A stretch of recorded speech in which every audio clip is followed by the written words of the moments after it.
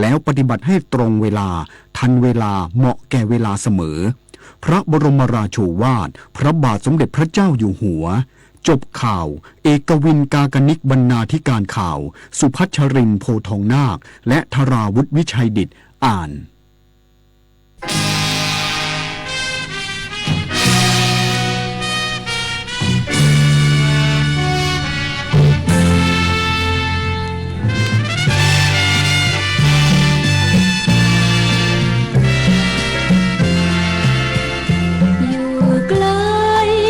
สุดขอบฟ้าพระมารดาห่วงกังวลยามประชาทุกข์มองมนสุดจะทนสุขอยู่ได้ตั้งใจมุ่งไปหาพระเมตตาแผ่ทั่วไทยไปทางทุกเป็นไฉนพระแม่ไม่นิ่งดูได้ทรงเหน็ดเหนื่อยพระกายาเหล่าประชาซึ้งในพระทัยจะทุกข์หนักสักเพียงไหนพระทรงไปแบ่งบรรเทาเราทุกข์เราไม่ถอยพระแม่คอยคุ้มเป็นเงาบารมีพระแม่เจ้าคุ้มครองเหล่า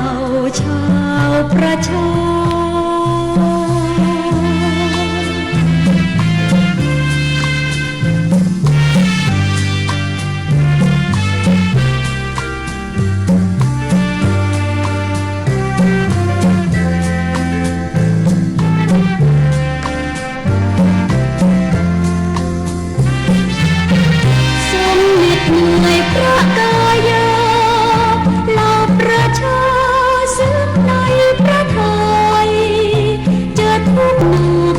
สักเพียงไหนพระทรงไปแบ่งบรรเทาเราทุกข์เราไม่ถอยพระแม่คอยคุ้มเป็นเงาบารมีพระแม่เจ้าคุ้มครองเหล่าชาวประชา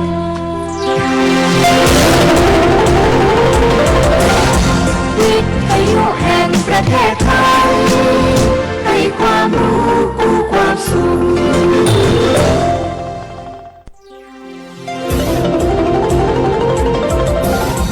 วิทยุแห่งประเทศไทย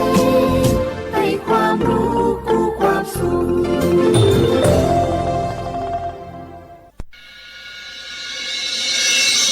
สถานีวิทยุกระจายเสียงแห่งประเทศไทยจังหวัดเชียงใหม่ AM 1476 กิโลเฮิรตซ์สถานีวิทยุภาคภาษาชาติพันธุ์แห่งเดียวในประเทศไทยที่มีความทันสมัยเชื่อถือได้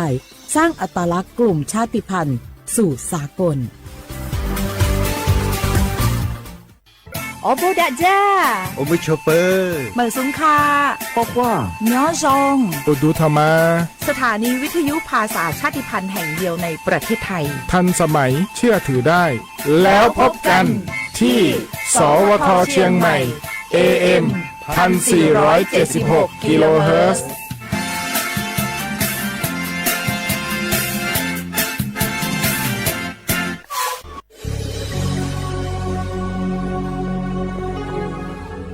เกิดเป็นคนไทยเติบโตบนผืนแผ่นดินไทยจงภูมิใจในความเป็นไทยชาติไทยเรานั้นนับเป็นชาติที่มีความเป็นมาเก่าแก่ยาวนานเรามีภาษาวัฒนธรรมและมีสิ่งต่างๆที่เป็นเอกลักษณ์ให้เราได้ภาคภูมิใจในความเป็นคนไทยเราควรเห็นคุณค่าและมีความรักชาติหวงแหนแผ่นดินอันเป็นมรดกของบรรพชน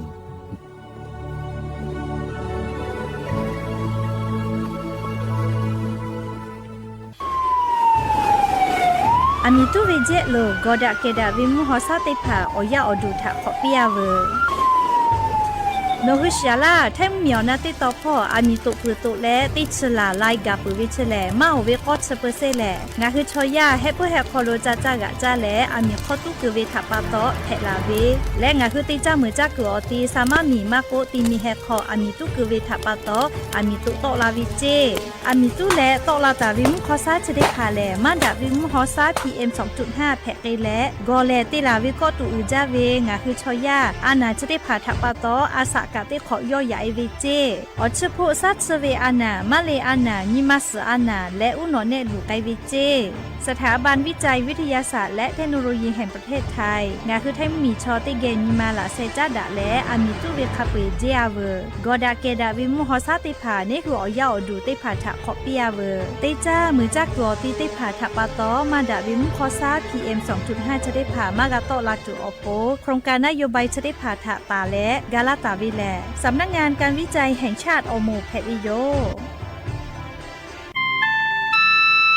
งาคือจังหวัดจีใหม่ออกข้อต่อเกือตีออกคอโลโฆษณาติผาคือกาเวลโกจ้าดาลาแพวิโยอลโกงาคือจีใหม่ออกคอโลเวสถานีวิทยุกระจายเสียงแห่งประเทศไทยจังหวัดจีใหม่แลออกข้อต่อเวสายาติผาสู่ไกเวกาวูจ้านอคือและโฆษณาติผาคือกาเวลโกจ้าดาคือโทรศัพท์นำบัตรแนะ0 5 แซนี่สือขอ0ขอฮีไม่ให้เลกะ0ก้อนี่อ้อขอฮีง่าสือก้อโทรศัพท์นำบัตรชเวทะจ้าดาและโฆษณาติผากุลาเพดิโย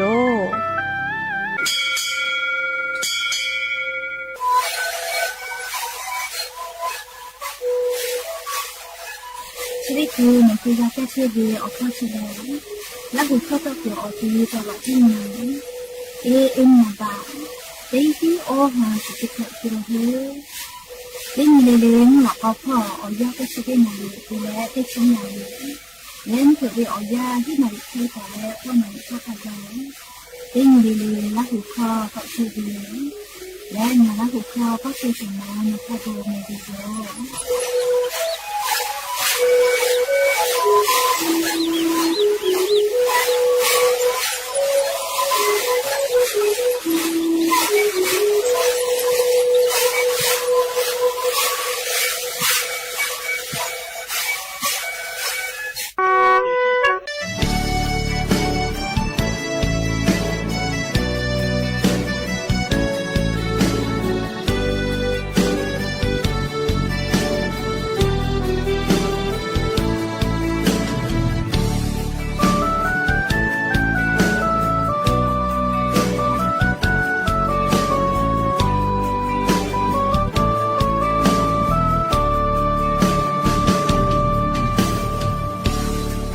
不为偶然的怕空，不想要一头他妈的为你，哦老的怕，多你为的呀，一卡我为他呀不他，有那一个天谁有拉累，也卡达为对是靠边我，大家为也他。đã về ở ba ở em ở vì ở nhi ở cho ở ba tây pa vì là về ở bờ cha ở ba sa ngã cha nó vì là về bờ tây pa chỉ muốn về yo cha lại một sự ngã cha nó sẽ như là sẽ ở bờ cha ở vì bao ngã cha nó hạ la hạ sa la về cha lại một sự ngã phô lô cả tía về khó hạ la mẹ ngã nó về yo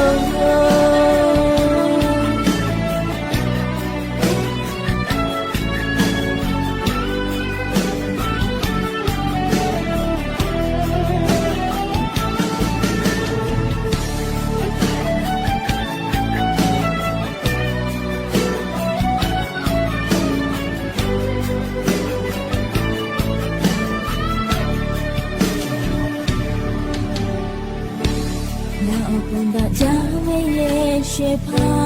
一生啊他比那为巴多， อาชาดูดูคง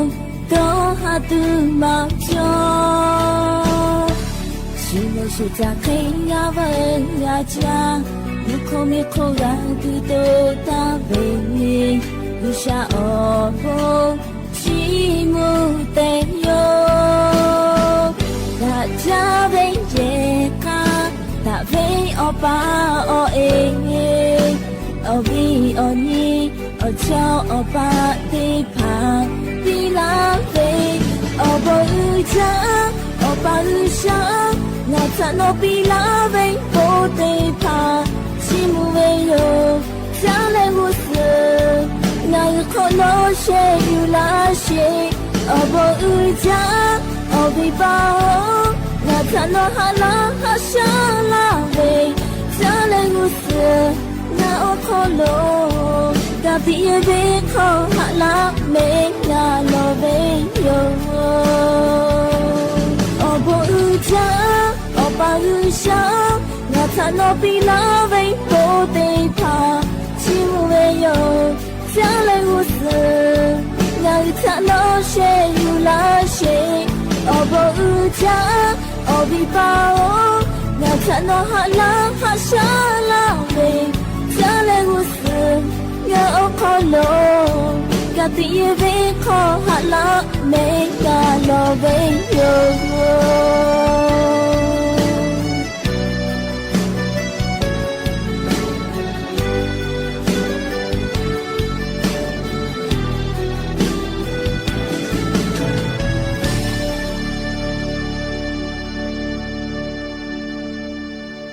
บุดาจาวิโย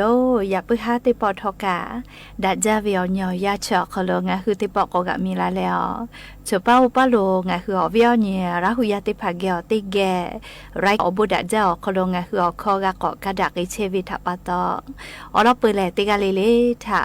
ตาอุยอยาวิโอคอโลละเซจาเลอไรกาอบุดาจาคอโลหาอยู่ลาวิโยแมหาวิโอนี่ราหุยาคาพ่อเฉพาะโลเชตาเวคาคิเพเชเลนาติกาเลทอกาจ้าแม่ดอแม่ซุแม่กาแม่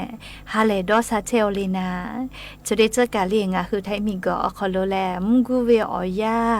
ฮอชอโฮโมเวอเจ้ายาเพวิทัปตองคือติกาเลกาเจ้ายาคัสเพตอลาเชเวอานาอากอติพัทานี่คือต่อดะเลอปูกากากิตูติกาเลกาจ้าเวดอเวเชเวจอเวติเจเลลิพ่ออายุอยู่และอาชุยอตัวยอยากะทะกะแดนยาซาดักกิสิแมมและยันยิเวอยาแลจะได้สอคอโลสุญติปอกอกะมีลาเปยันยิแล้วอหาไปพรีฮาปอคอโลยันยอติชกอนีวันเพวิโยและจะขอนี้ฮีนิชขอมุขอหาวิอวิอเนียราหุยาติเผาเตหะเลเลวิอยาฮินาริควายตาและก็นาริทักกายเตหะเลเลงาคือราหุคอไรกาอบุดะเจ้าคอโลวิทยุเรดิโอ AM ติฮิโอฮาสติคกิโลเฮิรตซ์ติไลพองาคือราหุคอไรกาอบุดะเจ้าตอกไอเชวิโยเปิดท่ารายการยิพอติพอ Facebook Fanpage สวทเชียงใหม่ AM 1476พอกะไลฟ์สดติดต่อไกเชียวงะคืออวิอเนียราหุยาติภาลูลาเลกากากามปุวิทยาทาติกาติไลค์ติกาติแชร์ติกาติคอมเมนต์กดไลค์กดแชร์ติและติแกนี่คือราหุชจิตาโอกาปิดักไอแพวิยอมและยันยิเวอยากาชดิสอคอโลเลสุญญติปอกอกะมีลาเปวิโยเตสเลเลสุญญเวอยาเลเยกาทาโดโนตุอโปเยกาทาอยาปิดาดูอโปเยกาเวอนี้แต่ก็แรงคือไทมิงก็คอโลเยกาทาอายีอยู่และเยกาทาตาอืตาวิโยอลโกติเจลิลิกาดาลาตุเวอเจติพัชอคือเปเยกาคอโลกาตาโตลาวิเจเยกาคอโลดาวิทยาทาอบาพอชอปะมือดากอมาโกกาติคือมาโก เลติเจเลกาดะเลวิโยอยากให้อยากกะขอมาดะวิทยาทาอบาพ่อชอบปามือดะวิกาปาฮาจอชูเกียวเชมากาเลกาติกอชอบปากาชอบติดะมากาจะแขกวิโยเลจะดาปตอลิงะคืออยากกะคอโลอายุจาโลแม่คือเปอยากกะคอโลดะวิทยาทาติเจเลอบาพ่อตอเอวิกาดะไกตุโลแม่และเลอยากกะคอโลจอดะหอดะปื้อเวลอกกากาจากาดอวิอโบชิติผาเชซาจอซาปื้อวิอโบติผาจอวิจิแม่และลิงะฮือยากาตาวิอคอโลจือและหาแต่คลิโยเลมาจูมาเพกาเตปอติยาลอกโกแลยาดะคือติผาจอปื้อวิโยยาคาทอกาลิงะฮือยากาตาวิอคอโลยุขาและติกาเลติกาวิบะกะเพดาวิโยงะคือเยเซพาติกาเพวิอคอโลเยเซมาทาเลียตอคอเยวิมาโกออกาซาเยเลฟอเมกามาเพแม่งะคือมีวิอเลียวคากฎหมายจอวิโยเลชูชอมิมาดีขาเลอมิมายะตอตุเตผาเตวิลอกุกาคอพิจอเวเลอลอโกนิมาตีนาลาวิอโคกะยะตอตุเตผาตีลาวิแต่งะคือมีวิอเลียวคากฎหมายอุปตาวิจอเวเลชอติกาเพวิอคอโลเฮโกงะคือเยก้าคอโลกาเลอพ่อมิมาทุมาอลอจอกาชูสอตาดีเลชูสอดีวิชอติกาเลติกาเมฟุมหาซาดาวิเคเลไกเวเลเคกว่าทุมาอลอจอกาอาชิยะขอยกุดาเลดีดาจอกาไคกะเลอะขอกุดาเลชูสอลโกจาดิจักขาตุวิชอมาดาวิโยชมคอจอเวอคอเวอบาตาโตอิจเจอบาเวกะอคอตายูโรลาเจเลเชเวอคูกะชมคอกอจอเวเลสาธิงาธิลโกชมเกะกาลาปิเจเลยักค่าลาทิสุทิลโกชมเกะตากาลาโกวิโยอุทาเลลิยกะขอปะหะจอดาลาโกเลจีเวจอเวนะเลคาเซเกะมาโกชมเกะยากะขอปะหะจอเลตาดาลาโกเลเลคาเซติพาเลอคาหูลอหูติพาจีเวนะเคโกจีโกติอคโลเลลาทิสุทิกาเตเวเลอุทาลโกเลยามีลอยเวมาโกเลไม่กะบาดาเวกะนะสุจีเวติพาจอลาโกกะลาทิสุทิกาเตเวโยจะดาปตอลาหูชมคอตอคอจอเวเลสาธิงาธิลโกชมเกะกาลาปิเจชุทิลาธิลโกชมเกะตากาลาเจเลโกกะเวดาเวอเจติพาเจติชมเกะกาลาปิโกกะเวมาดาเวยาดาดีดาเวอเจลโกชมเกะตากาโกกะเวเลเคโกงะคือลาหูยาเยกาตาเวคาคิเพเชเลนะเชเบติจวยแล้วอาชุติจวยเวเยกาตาวิกะปืดะเจ้าลอเชเบเลเลติกาเวดอกคากาตาอุดาวิจอเวเลนฟุกุปิโนโมโนงามงาเคเวนะเชเบจอเลยากาตาวิอคโลกาเคติเลอยากาตาวิกะยาปายามิจจะมาปอกาโลเจกมายามาปอกาเวมาเตยามาปอกาเลโคไลกาโคเวยาปอกตุวิเจเลกาจากาโดเวพุชจาหาวิทาปะโตยามาจอกายาจอกโกพุชเตผามากาจามากาโดเลมากาเปียวกือนะเลอาชุยออาลูตาเปียวมากาเตนะลียาจอแล้วก็ยาอปูกาโดนิเวเฮโกงาฮือไลยากาฮือดากายามาจอเจเลยามาจอกตินิโกเออาชุฮูลาตุเลโกโกชะเบเวดอกคาเลอุทาดอกคาเลปืดาเจ้าแม่อุทาชมติจูแล้วก็ยาฮูเวตยาทาเลตินิโกมัวละโกยาจาจาลาปียาเฮจาดอเลฮูเวนะเลยยากาติฮูเวยากาปอปืจาเลอุทาเลยากาชะเบเวอจูโลเคมาดอแม่ยาปอกายาฮูลาตุมาเฮก็ติดอกเวยาค่ายามาจกะลีพวกคาเดหาซาก็ตินิชมเชกุอติอเลจะเชโดเวนะเลจะเบเลยาเนติพาดอกคาจะเคจอเวแม่ยามาปอกาเวลีมอลาทาอาชุจาจาลาโกมาดอหาเจพูจอโกนะลีมาดอหาเจ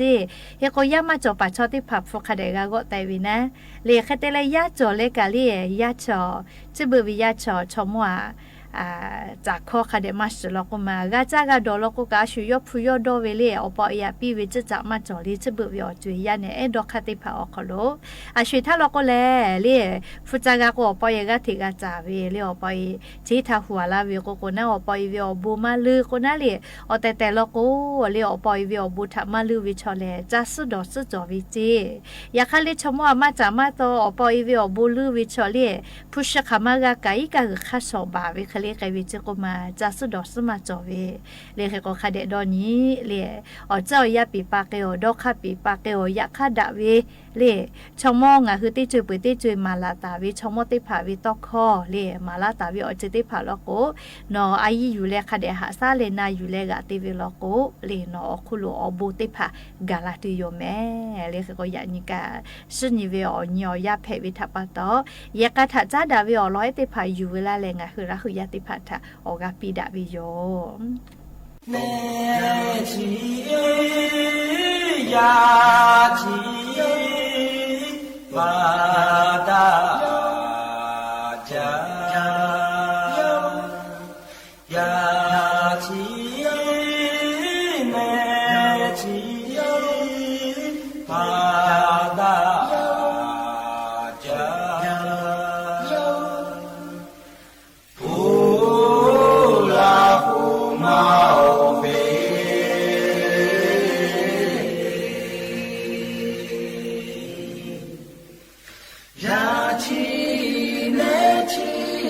发大家，一个日马给他个不，蒙古日马飞个没黑，加起来，他个那。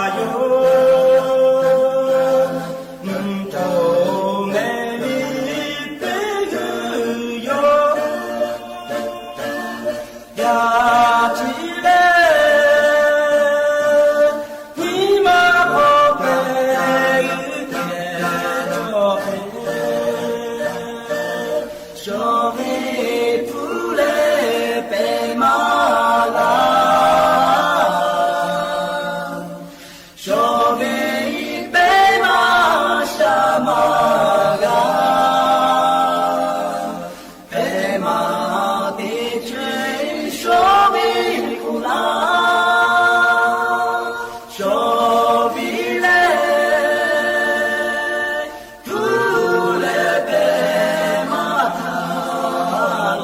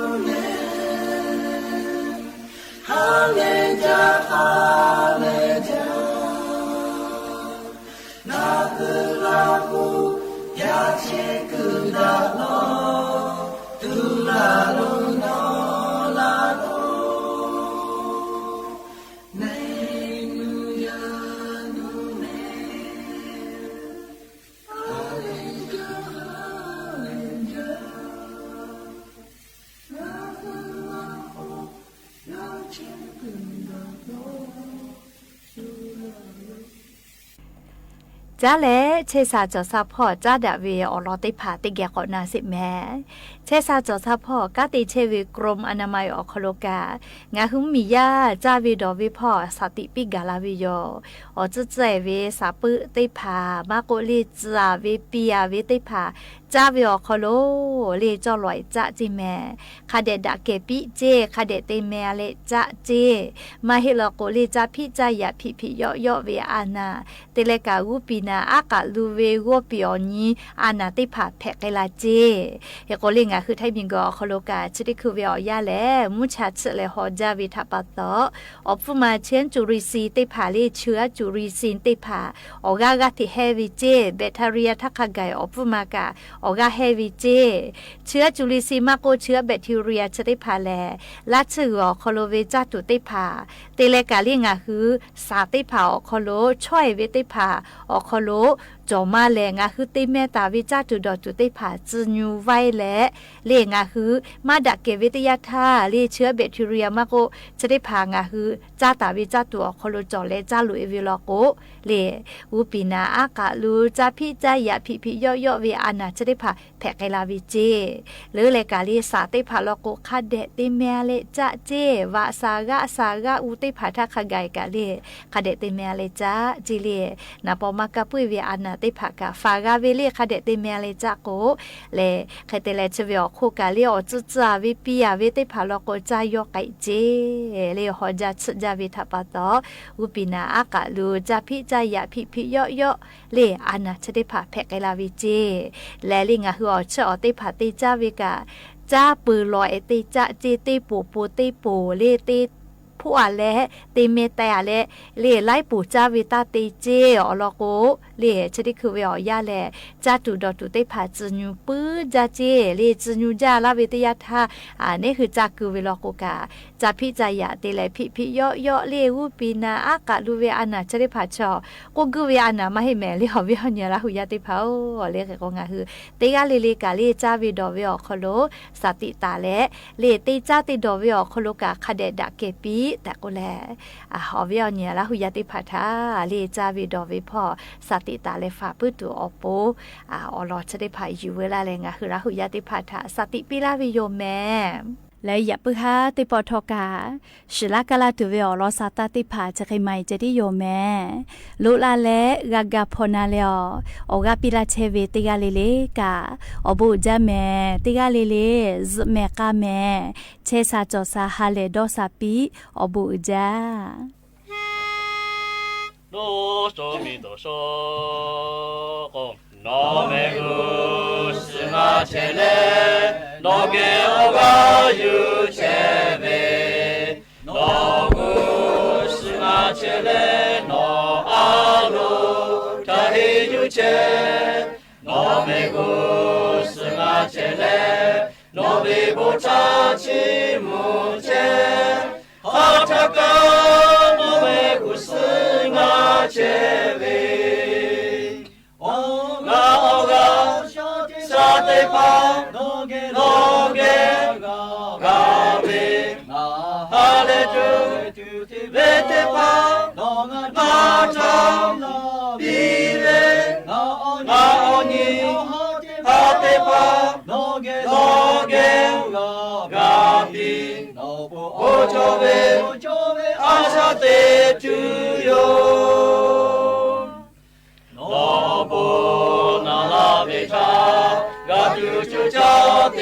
To you,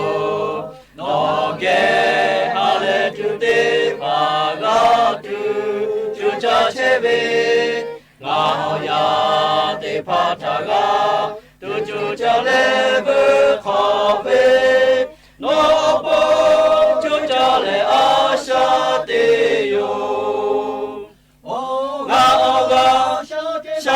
pa no ge ga be hale tu vete pa na cha bi be ga oni hate pa no ge ga bi o cho be asha te tu yo no ge no ga vete pa shutanga pe pi tu yo no me hale buko shutanga tu pi tu yo no po asha tale shutanga ge shi la yo no ta mi o po cho pi tu yo o ga sha te pa no ge ga me hale tu vete pa a cha bi be na oni a te pa no ge ga bi o cho ve a sha te tu yo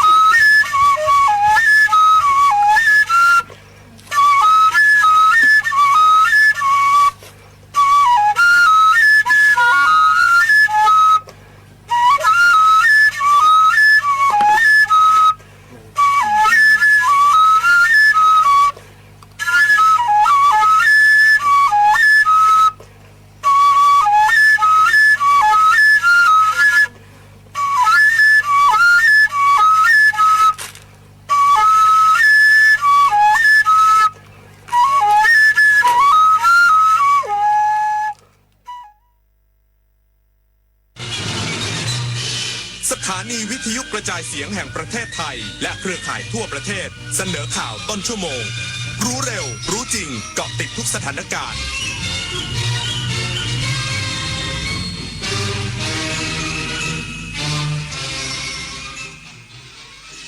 รับฟังข่าวต้นชั่วโมง 21 นาฬิกากับธราวุฒิวิชัยดิตครับเรือของบริษัทปูนซีเมนต์ไทยเดินทางออกจากช่องแคบฮอร์มุสได้สำเร็จอีก1 ลำอีกสักครู่กลับมาติดตามรายละเอียดครับเพื่อนจะรีบไปไหนสตาร์ทรถทิ้งไว้ก่อนเดี๋ยวขึ้นไปเอาของบนออฟฟิศแป๊บนึงหยุดเลยสตาร์ทรถทิ้งไว้เปลืองน้ำมันนะแค่ไม่กี่นาทีเองพลังงานไม่หมดโลกมั้งคำว่าแค่แป๊บเดียวของทุกคนรวมกันหมายถึงพลังงานมหาศาลที่ถูกทิ้งไปเปล่าๆเลยนะจริงด้วยนึกว่าเรื่องเล็กแต่มันเรื่องใหญ่กว่าที่คิดอีกนะเนี่ยร่วมกันประหยัดพลังงานเพื่อประเทศชาติและโลกของเรายุคนี้ไม่ใช่แค่กลัวข่าวปลอมแต่ต้องกลัวข่าวที่ปลอมได้เหมือนจริงเกินไปวันนี้ AI สามารถสร้างภาพที่ไม่เคยมีสร้างวิดีโอที่สมจริงสมจังแม้กระทั่งเลียนแบบเสียงของใครบางคนแล้วคุณล่ะจะแยกออกไหมว่าสิ่งที่ได้ยินคือเรื่องจริงหรือเรื่องที่ถูกสร้างขึ้นลองหยุดคิดอีกครั้งนี่คือข้อเท็จจริงหรือแค่สิ่งที่ดูเหมือนจริงในวันที่ AI สร้างได้ทุกอย่างสิ่งที่สำคัญที่สุดคือการที่เรายังคิดเป็นเมื่ออายุมากขึ้นร่างกายก็เริ่มเปลี่ยนแปลงบ้านที่เคยอยู่มานานอาจกลายเป็นจุดอันตรายโดยไม่รู้ตัวมาปรับบ้านให้ปลอดภัยสำหรับผู้สูงวัยกันเถอะค่ะพื้นต้องเป๊ะในบ้านห้ามลื่นห้องน้ำต้องมีราวจับแสงต้องสว่างทางเดินบันไดต้องมองเห็นชัดเจนจัดของให้เป็นระเบียบเคลียร์สิ่งกีดขวางบนพื้นปรับเพียงนิดเพื่อชีวิตสูงวัยที่ปลอดภัยในบ้านของคุณเฮ้ยมึนนิดหน่อยขับไม่ไกลไม่เป็นไรหรอกมั้งประโยคนี้หลายคนชอบบอกกับตัวเองก่อนจะพบว่าเป็นการตัดสินใจที่ผิดเพราะกฎหมายจราจรใหม่เพิ่มโทษหนักเข้มข้นขึ้นภายใน2 ปีหากทำผิดซ้ำข้อหาเมาแล้วขับโทษจำคุกไม่เกิน2 ปีปรับ 50,000 ถึง 100,000 บาทศาลจะลงโทษจำคุกและปรับด้วยเสมอย้ำนะครับเมาขับผิดซ้ำจำคุกไม่อยากเดือดร้อนขับไม่ดื่มไม่ขับนะครับ กระทรวงการต่างประเทศเปิดเผยเรือของบริษัทปูนซีเมนต์ไทยจำกัดมหาชนเดินทางออกจากช่องแคบฮอร์มุสได้สำเร็จอีก1 ลำภายหลังการเดินทางเยือนประเทศโอมานเพื่อประสานความร่วมมือให้เรือไทยเดินทางผ่านได้กระทรวงการต่างประเทศเปิดเผยความคืบหน้าจากการที่นายศรีศักดิ์พงษ์เกียรติแก้วรองนายกรัฐมนตรีและรัฐมนตรีว่าการกระทรวงการต่างประเทศได้เดินทางเยือนรัฐสุลต่านโอมานอย่างเป็นทางการระหว่างวันที่ 15-17 เมษายนที่ผ่านมาเพื่อกระชับความสัมพันธ์ไทยโอมานรวมทั้งได้ขอให้ฝ่ายโอมานประสานกับฝ่ายอิหร่านเพิ่มเติมเพื่อให้ความช่วยเหลือเรือของไทยที่ยังติดค้างอยู่ในช่องแคบฮอร์มุสล่าสุดฝ่ายบริหารของบริษัทปูนซีเมนต์ไทยจำกัดมหาชนหรือ SCG ได้แจ้งว่าเรือของบริษัท1 ใน 2 ลำที่กระทรวงการต่างประเทศได้ประสานขอความร่วมมือจากฝ่ายอิหร่านไว้ก่อนหน้านี้ได้เดินทางออกจากช่องแคบฮอร์มุสแล้วโดยกระทรวงการต่างประเทศจะติดตามและรายงานความคืบหน้าเพิ่มเติมเมื่อเรือลำดังกล่าวเดินทางถึงประเทศไทยรวมถึงกรณีการให้ความช่วยเหลือเรือไทยที่ยังติดค้างอยู่ที่ช่องแคบฮอร์มุสต่อไปปริญญวิทย์เปี่ยมสมบูรณ์รายงานการไฟฟ้าส่วนภูมิภาคจังหวัดสุรินทร์ยกระดับโครงข่ายไฟฟ้าให้ครอบคลุมทุกอำเภอเพิ่มความมั่นคงด้านพลังงานให้ประชาชนในพื้นที่นายยงยุทธเลาทวีผู้จัดการการไฟฟ้าส่วนภูมิภาคจังหวัดสุรินทร์เปิดเผยว่าจากกรณีพายุพัดถล่มเสาไฟฟ้าหักโค่นกว่า30ต้นในพื้นที่อำเภอศรีขอรภูมิจังหวัดสุรินทร์ห่วงคืนก่อนนั้นขณะนี้ได้มีการปรับปรุงระบบสถานีไฟฟ้าและสายส่งครอบคลุมพื้นที่สำคัญอาทิอำเภอปราสาทจอมพระท่าตูมรัตนบุรีและสำโรงทาบรองรับความต้องการการใช้ไฟฟ้าของประชาชนได้อย่างทั่วถึงในกรณีเกิดภัยพิบัติจะใช้มาตรการตัดไฟเฉพาะจุดเพื่อรักษาเสถียรภาพของระบบพร้อมเร่งกู้คืนไฟฟ้าให้ประชาชนส่วนใหญ่กลับมาใช้งานได้โดยเร็วพร้อมกันนี้ยังได้เตรียมเครื่องปั่นไฟสำรองและระบบจ่ายไฟชั่วคราวรองรับสถานการณ์ฉุกเฉินลดผลกระทบต่อประชาชนให้เหลือน้อยที่สุดย้ำการพัฒนาโครงข่ายไฟฟ้าอย่างต่อเนื่องเป็นการเสริมความมั่นคงด้านพลังงานและสร้างความเชื่อมั่นให้กับประชาชนในพื้นที่กฤษดาสุนทรสวทสุรินทร์รายงานจังหวัดสงขลาวางมาตรการอำนวยความสะดวกแก่ผู้แสวงบุญชาวไทยที่เดินทางไปประกอบพิธีฮัจญ์ที่ประเทศซาอุดีอาระเบียโดยปีนี้มีผู้เดินทางผ่านท่าอากาศยานหาดใหญ่กว่า 4,600 คน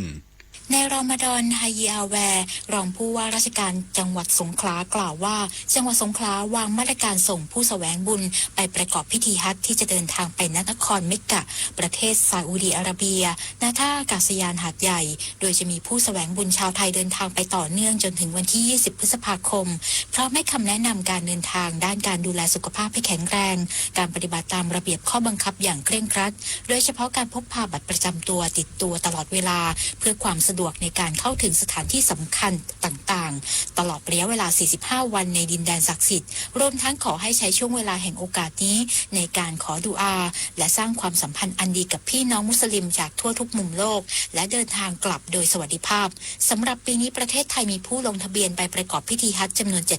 7,037 คนโดยเดินทางผ่านท่าอากาศยานหาดใหญ่จังหวัดสงขลาจำนวน 4,668 คนระหว่างวันที่ 18 ถึง 23 เมษายนและวันที่ 20 พฤษภาคมรวม 13 เที่ยวบินมาริชโยรายงานปิดไฟปิดแอร์เมื่อไม่ใช้ช่วยประหยัดค่าไฟลดการใช้พลังงานจบข่าวธราวุฒิวิชัยดิษฐ์อ่านรับฟังข่าวครั้งต่อไปเวลา 22 นาฬิกาครับติดตามข่าวที่นำเสนอไปแล้วได้ที่ www.thainews.prd.go.th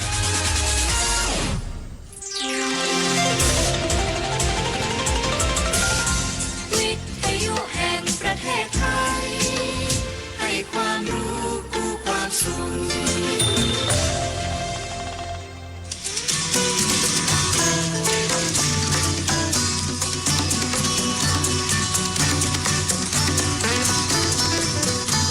บนเส้นทางของถนนสายนี้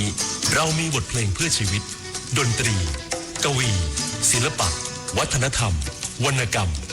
มาฝากคุณทุกวันเสาร์และอาทิตย์กับเราที่นี่ถนนดนตรี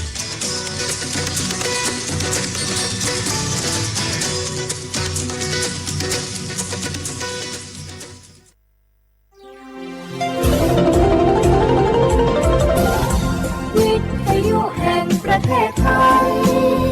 ให้ความรู้กู้ความสุข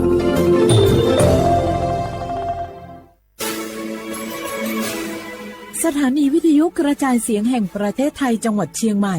AM 1476 กิโลเฮิรตซ์สถานีวิทยุภาคภาษาชาติพันธุ์แห่งเดียวในประเทศไทยที่มีความทันสมัยเชื่อถือได้สร้างอัตลักษณ์กลุ่มชาติพันธุ์สู่สากล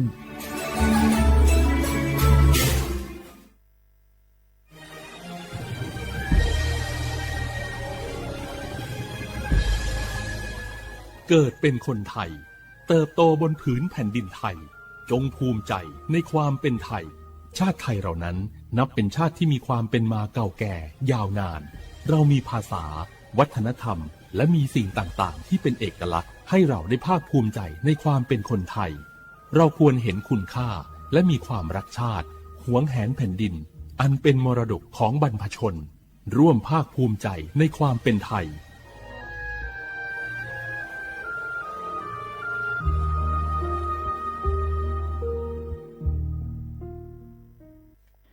HIV 那个阿莫造的后肉诶那的好，所播所错那个拉萨皮好呢哦，错把呢咩？那几年嘞，女汉门牌热的，有好把汤用那个喜吃好牛大，不咋哩牛咩？女บริการอา家好拉萨牛咩？喜吃好嘅 HIV 阿莫乌那。ชดเชยตัว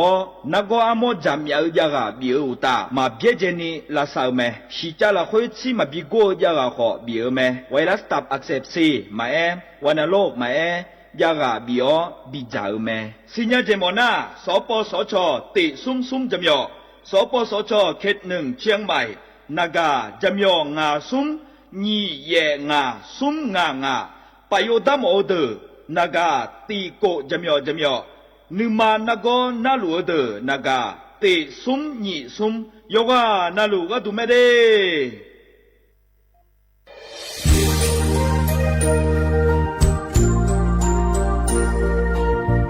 ไอเย่เนียวที่เขาล้อกวนในทีมเชียงใหม่และขั้วเธออุฮาเลกะกอบัชมีจากะกอ PM 2.5 กะกอฮอลดามาเดไอเย่นี้มีจาโดโมนะทกศูนย์อำนวยการและแก้ไขปัญหาไฟป่าหมอกควันและฝุ่นละอองจังหวัดเชียงใหม่ละคือนกาสโบจำยองาซุมตีนีเย่จำยอเยียงจางเลยยังไม่เดเจ้ามาเมื่อฮอปาย้อนยุ่มได้ยังอาเดเย่เนียวทกปชมีจาอุหาและฮอนในเพียง 2.5 กะกอฮอลูดาอากกะมาคาทกแอปพลิเคชันไฟดีและขั้วปาเนออนุมายานะมีจามาบีเคเจเดอันอายามก็ดูนะคนนี้อันตีบาลาติเสียในอันสมเชติบาลางาซีอาคนนี้พังหายาโกช่วยกันนี้อาส่วนมาขาจะบ่อนายย่อไปยุบบ่อยเจเดเหมือนในสำนักงานประชาสัมพันธ์จังหวัดเชียงใหม่ในที่ฟอลโล่กุมอมือดาลานยานีทีมเชียงใหม่และขั้วเธอที่ฟอลโล่เกิดดามาเดเธอมีเนทียิที่โกกะนือกามาพาย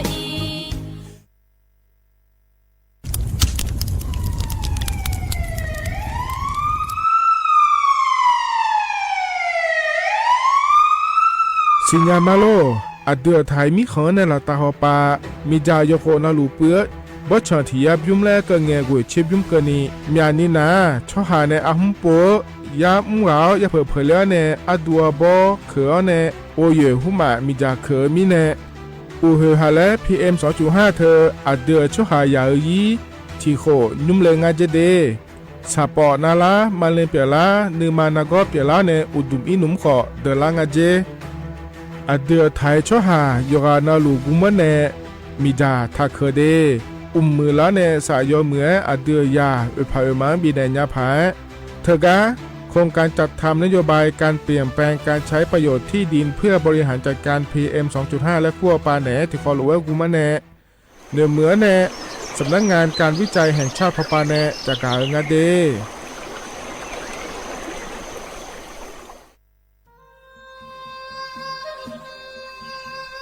ยาโปนาลูเฮตาฮอดาเงอูเฮฮาเล PM 2.5 เฮมีดาลางาเลสีลางาอดูมาเนจังเงดเจอปะปะกัวเงเจมีจาเคมีเนเฮดดตอลูชัวยามโดเดลาเนมัวฟาเนียมามึงาเดเนเนพิลาขบยานาลาฮอเนสาโกพปานากอขวานีเปลายังาอดูมาโยกานาลูกุมเนมีจามาเคนีโยฮาเนยับมุนยับเผลเลเธอ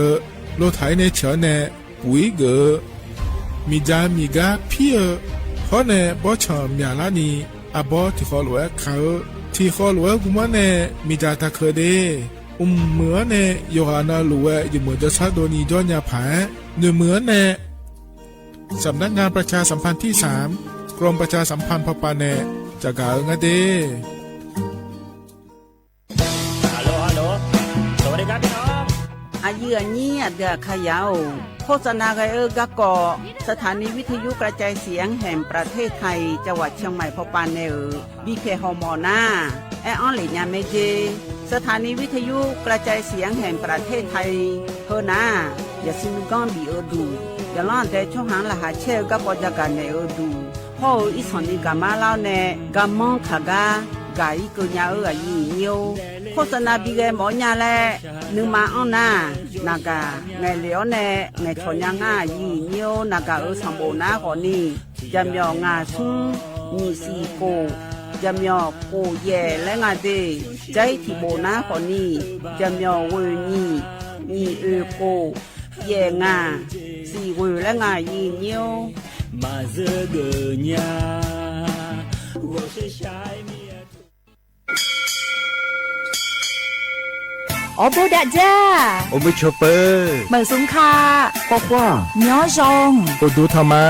สถานีวิทยุภาษาชาติพันธุ์แห่งเดียวในประเทศไทยทันสมัยเชื่อถือได้แล้วพบกัน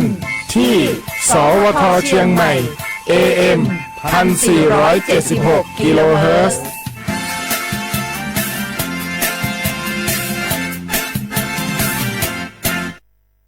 ข้าชอแม่นแม่นแม่น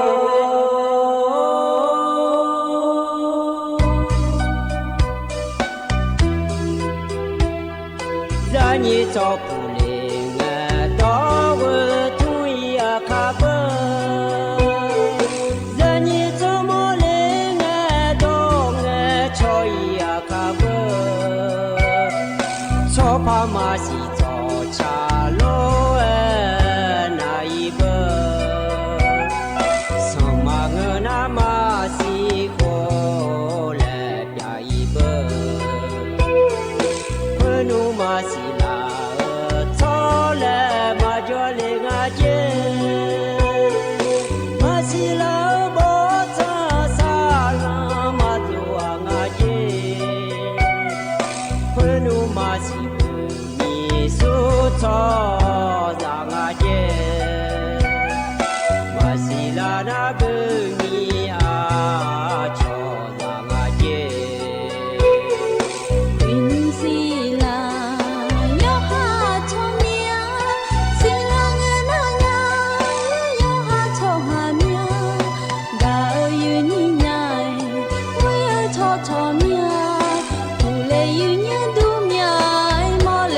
错落，阿杜扎。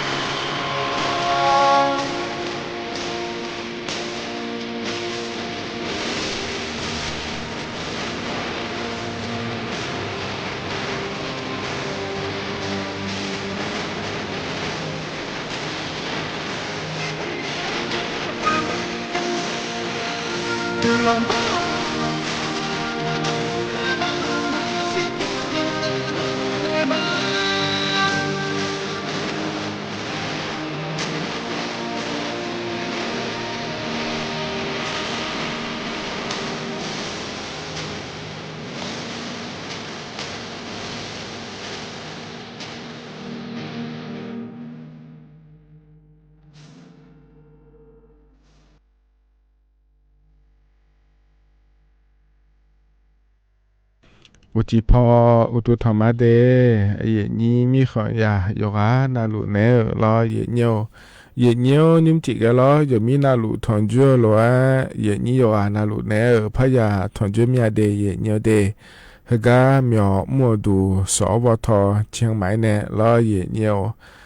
เจลาเงอุสอายานมาคือนาลีเยลาเนเวลังเกนี่รอขอเนี่ยงานเนอายุเชมือเนที่ขอรู้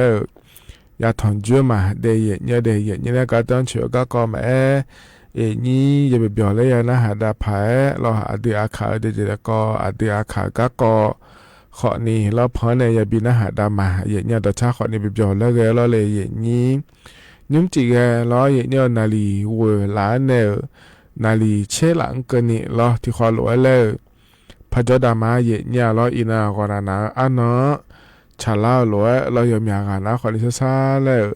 นะฮะจอดูเนี่ยนี่ก็เรียกกูดอนะขอเนี่ยอินาอายามเราเราดูถอนยุ่งเลี้ยเนี่ยกลังยาชาเลดูเดเนี่ยเดยอมยากานะขอนี่ก็อันละเราเนี่ยถึงมีเนี่ยเราซาแล้วที่ขอหลวยจอดามาเนี่ยเรานาลีเชลังก็นี่เดเนี่ยยุ่มจิกเรานี่เนี่ยก็ต้องเชื่อก็แลมทำมาเดยเนี่ยเดอาคาโนยุ่มแล้วเนี่ยจะกะกะดาเนี่ยในบิสิบิกามาเนี่ยล้อ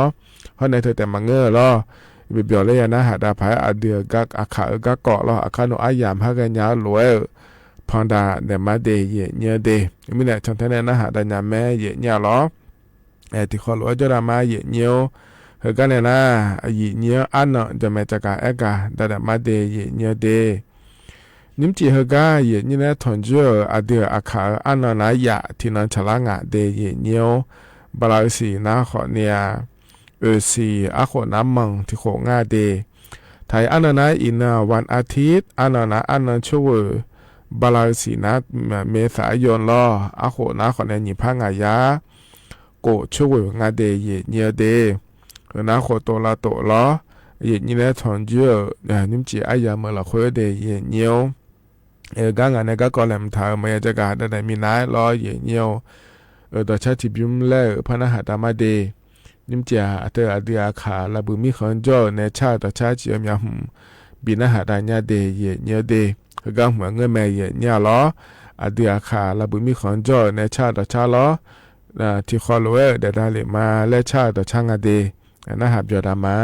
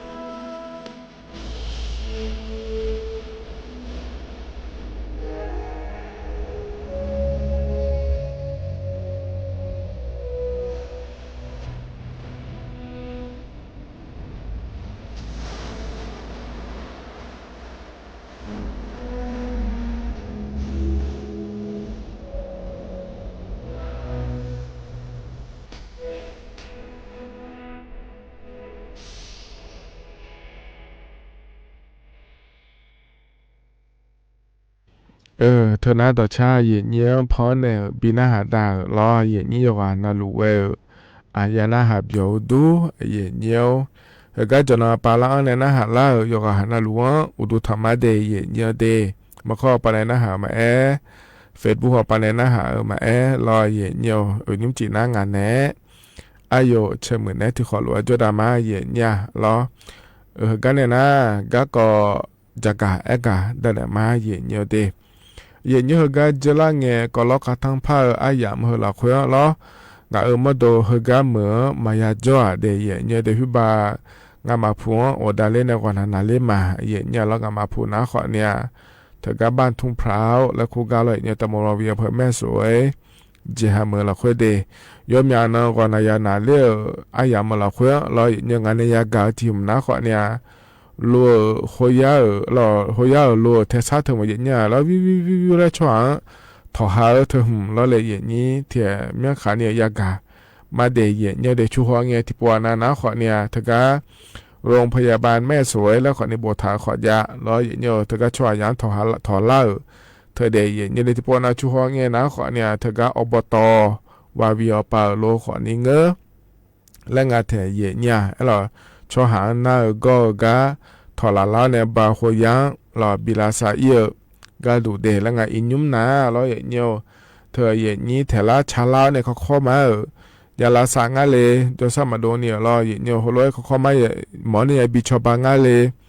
และหนาเดเย็นเนี่ยเดโลอีกครั้งกันนี้ละก็เนี่ยถอละยาเถเย็นเนี่ยรอเมื่อเนี่ยก็มองขังงาเจแล้วก็นะขอนี่อบตโลหุมายาเทศบาลโลหุมาขอนี่ยารอชอรถแอมบูเลนและคุงอาเดเธอก็เธอเจียนาเราช่วยอย่างจะสร้างมาดูเขาเข้ามาเถอะเดี๋ยวละสายก็ทอหันเนเธอนาเราเนี่ยหน้าโฮยาเนี่ยอาเจมาขานะขอนี่โฮยาหอปาโลเนี่ยขอนี่เล่าเนี่ยเย็นเนี่ยรอถอละแม่เย็นเนี่ยเธอมีเนี่ยรอเธอก็เธอก่อเกิงเงี้ยรอเย็นเนี่ยเย็นนี้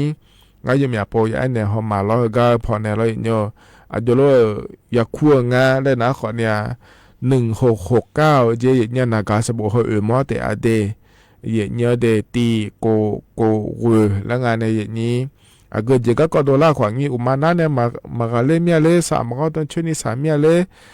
มาลุมาลาเนี่ยที่ปะปะลานี่สิปัญญาเลแล้วเนี่ยมาลุมาลาเนี่ยเลยเฮยเจน่าหลวงเย็นเนี่ยมากาเลเข้ามาเยลาซาเอียเมียเดเราอย่าพี่เล่นเนี่ยอย่าบอลเล็กก็ล่าโลเจน่าหลวงเย็นเนี่ยหรอเธอก็1669และครัวปานากาเงชอนเนี่ยเราเนี่ยฮึบพอนากาบาลานาชอมานะหาแม่เย็นเนี่ยอาเจก็โลเนี่ยเลยแล้วนะหาละแม่เดเย็นเนี่ยเดน่าเจเนี่ยก็เจเนี่ยล้อในบิโตโลเราเนี่ยเนี่ยสามก็ต้องเชื่อก็เจเปลี่ยนเนี่ยแหละมหาปายมือพาเนี่ยเราเดเย็นเนี่ยเดนายเนี่ยจีน่าขอเนี่ยชมยานะหายอมาล้อ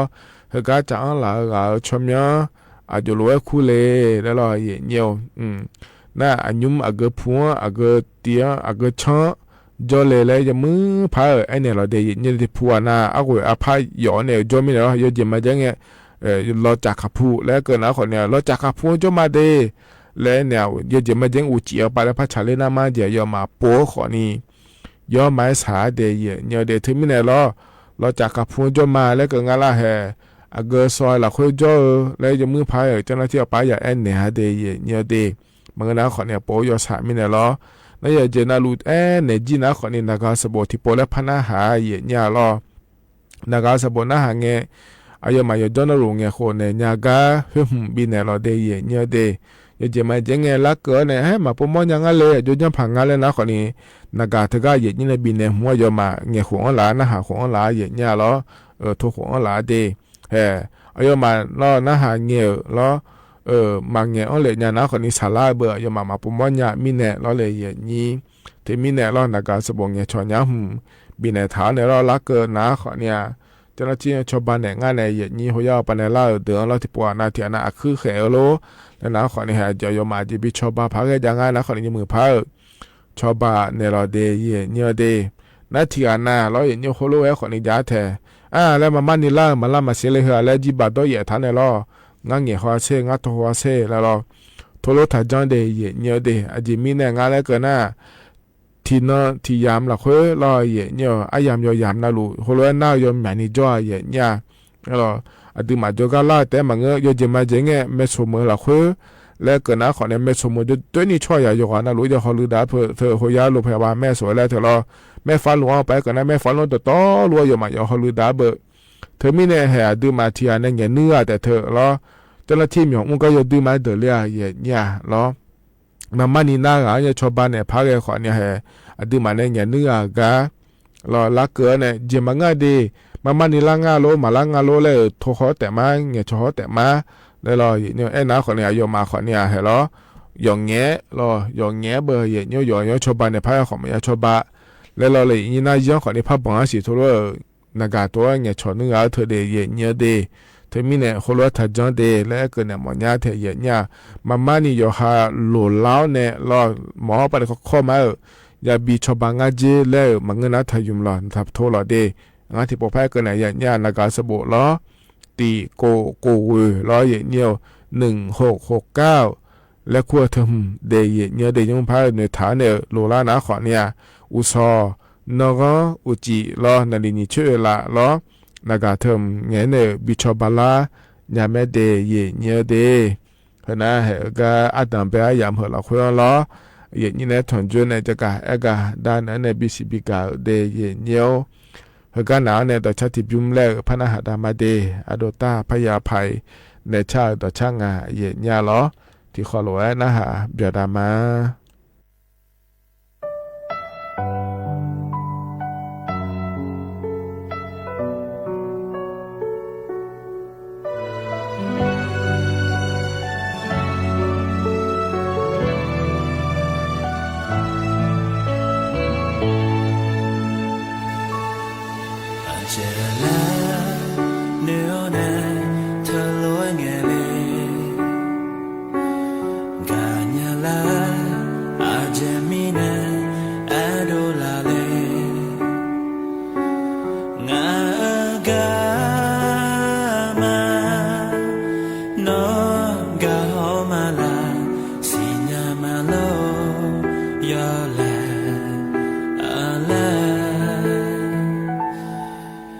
Oh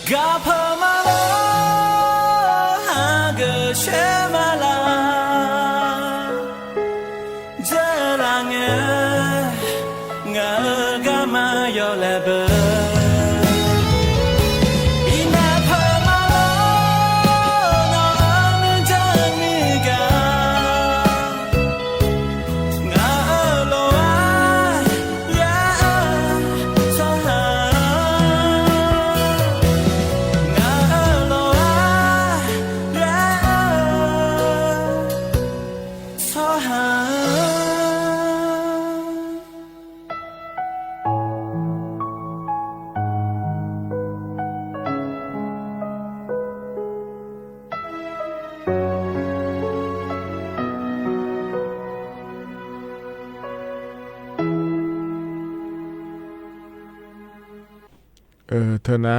ต่อชาเจทิบยุมเฮกาเยเนียพอนเนบินาหาดาลอยานาหาเบียวดูเยนี่ยกานาลูเวเดเยเนียเดเฮกาจนาปาลาเนนะหาลายกานาลูเวอุดุธรรมะเดเยเนียวมาข้อปะเนนะหามารอเฟบัวปะเนนะหามา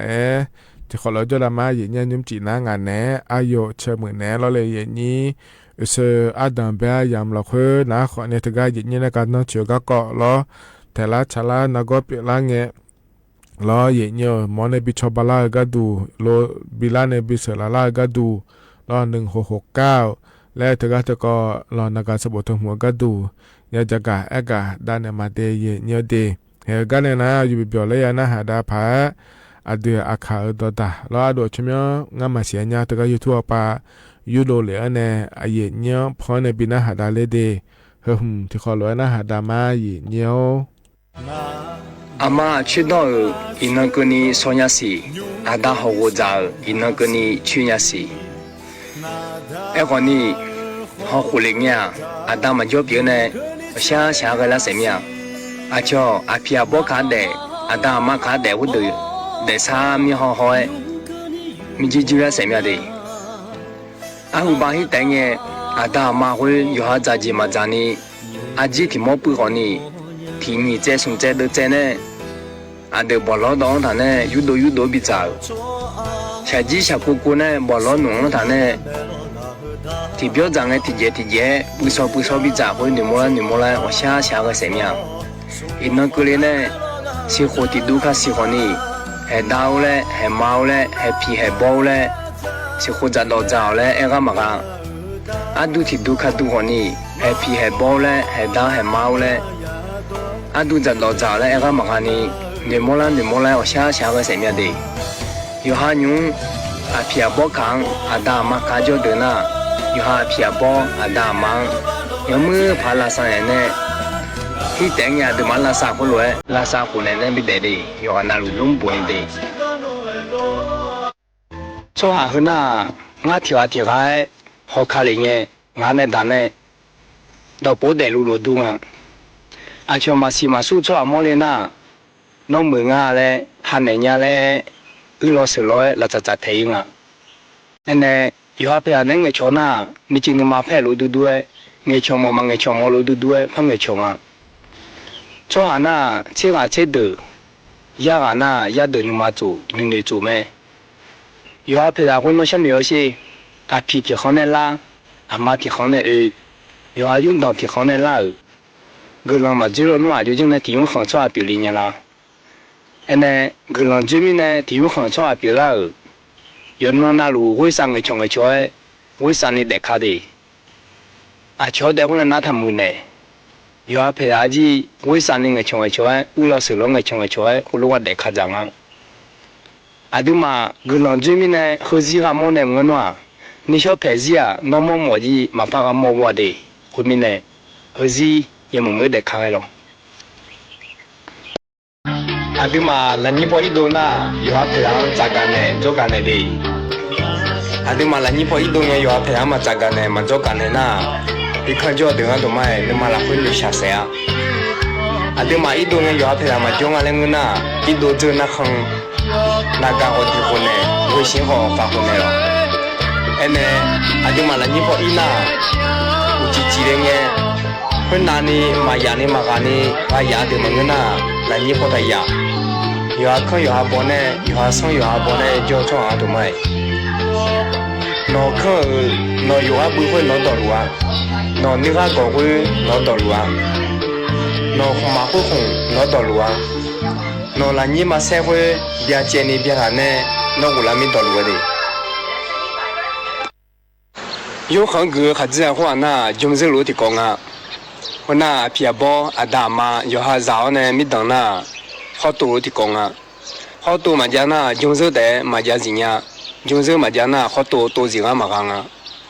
孩子啊听啊，从车河呢会跑来那你女面了没？要看女面那有等啊，提等那有下票嘛家没顾，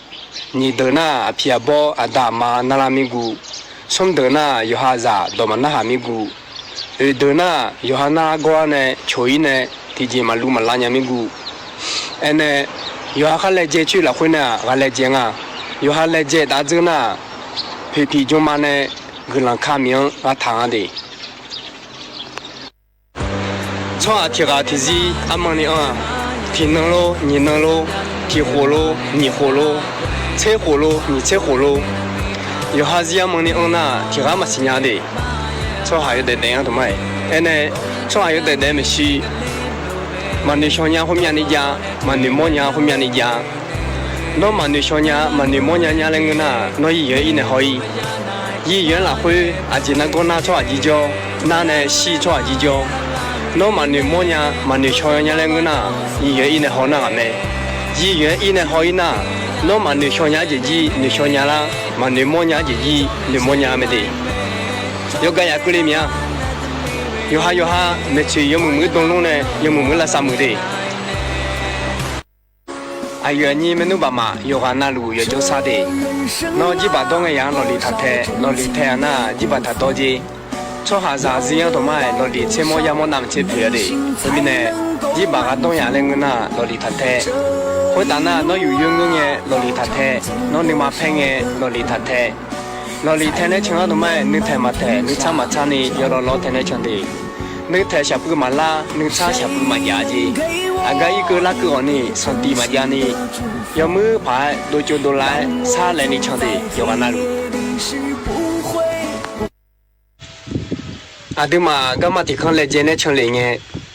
干嘛会情当呢？干嘛当表呢？干这包个票呢情好。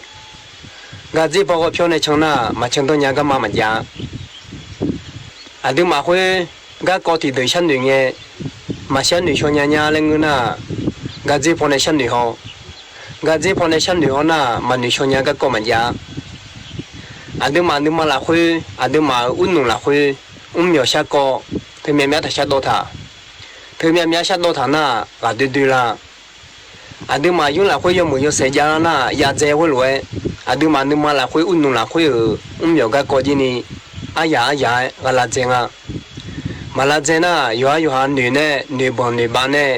女谁来弄的？เธอก็เธอผมนะคนเนี่ยเดียขาดอดาเดียขาดอแม่ล้ออะโดนในจังถาเพราะในปีหน้าหาดามาเดยเนียวเดเฮกาหนาวเนี่ยล้อแต่ชาติบิมแล้วพนักหาดามาเดอเดียขาละบ่มีคนโจในชาติชาแม่รอที่ขอร้อยนะหาเบียดามา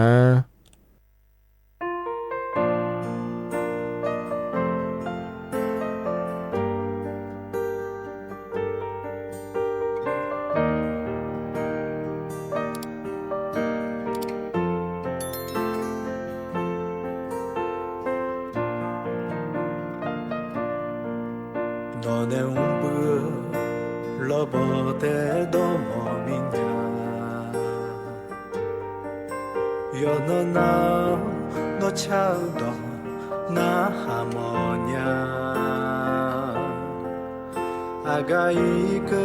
aga laka honino 须的少年，像无明呀。我的拉萨，我咋的咋么明呀？有那那飘那么明呀？阿嘎一个阿嘎拉个，和你诺阿拉，咋条呢？像无明呀？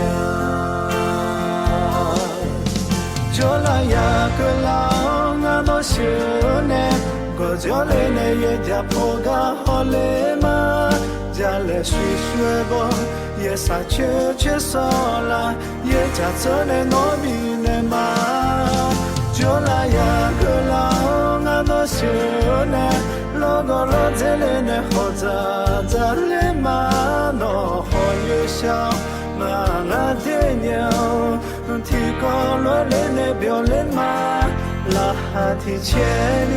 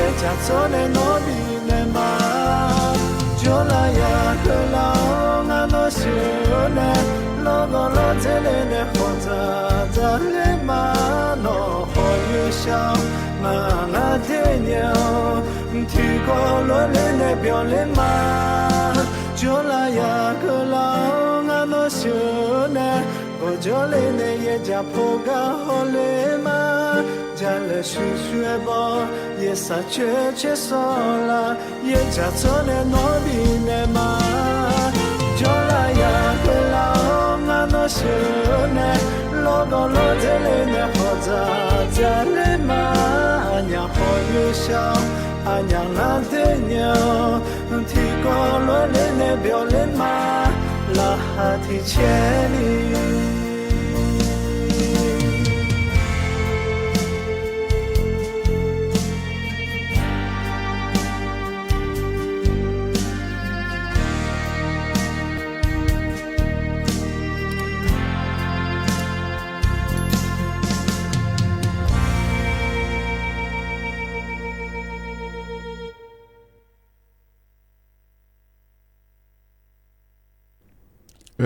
เธอนั้นต่อช้าใจที่บิมและพอในบินอาหารดาวล้อเลยอย่างนี้อย่าน่าหาเบียวดูอย่างนี้ล้อเหอกันเลยนะไอ้ยามข้าจะล้อเหอล้ออย่างนี้ไอ้เช่ากาแล้วบินอาหารดาวกันมาดียุ่มเหอกาพอในบินอาหารดาวเหอนะขอในงานกุลีจานในบินเนี่ยก็เหลือแม่งานล้ออย่างนี้บาขับผู้มาจ่อในดีเหอกาไอ้ยามข้าจะล้อหลวงพอบินอาหารดาวเนี่ยไอ้ยามเจี๋ยนะขอในขออีมาดียองนาโลจิยูเมลเดเยเนเดอาคันนึงสอราคาแช่ตานิโทลาเนลอนาลีเยลาเนโกลังกนีงานเนอายุเชมือเนที่ขอลอยแล้วพัฒนจุลามาเดกออีมาอุดุธรรมา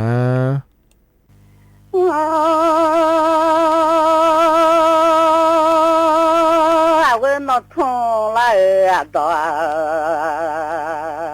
với cho đó thong nó chỉ mà sẽ yelu bỏ chỉ mà lì lo mía với nó thong ra ba đó từ mà mỗi sự nghe gì chứ khó là nhà lệ nhà nó thong ra ba đó rồi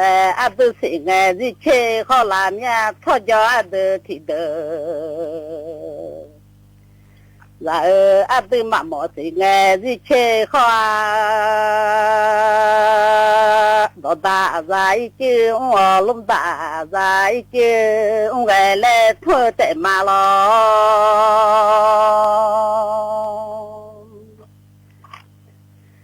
và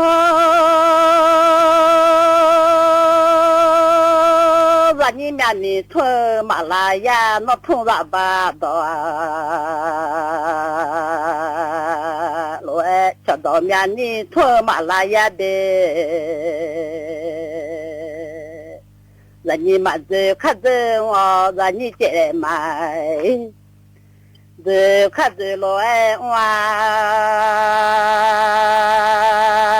bố lo mà ta khát ta mà lên nhà nó không ra ba đó rồi nó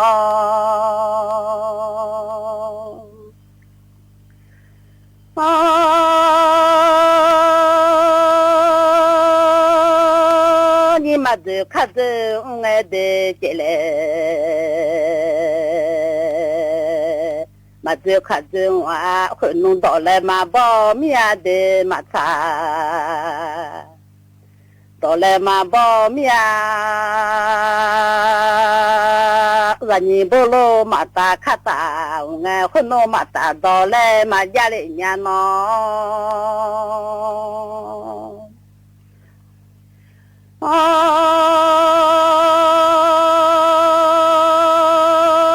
và như khác cái mà thong lối để cho đó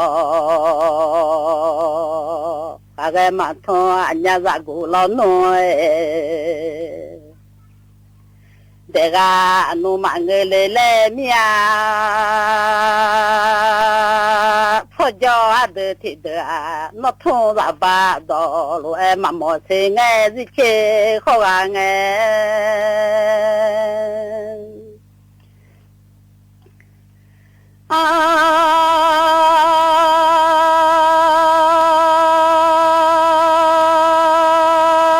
đi vô là thôi mía để hụt bà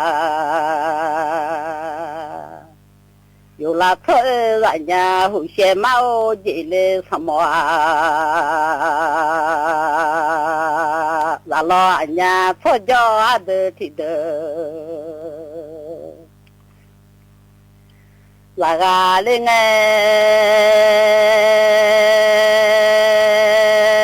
lần như cho đó nhà này thôi mà là yelu nhà này nghe mà xa lên nhà nó mà mình chế bộ tô khai gì cho nghe à quê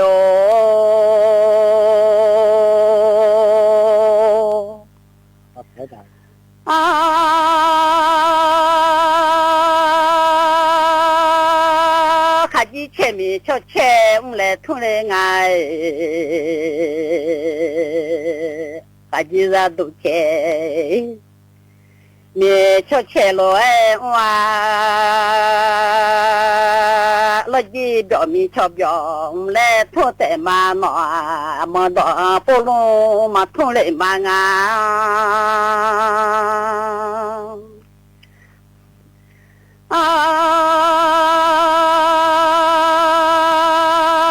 nó gà đó polo chỉ lo thua nó mà phải để nó từ mà một sự nghe gì chơi khó là nhà lệ nó chỉ ta biểu mi cho biểu mà ông bữa nay cả ngày thôi cho được thì được sẽ là được thì mua mía với ô đề เราซาเจลาเดเทโมงงเราจีราดูแค่มีชดเชมาอุ้งเล่เรานาโน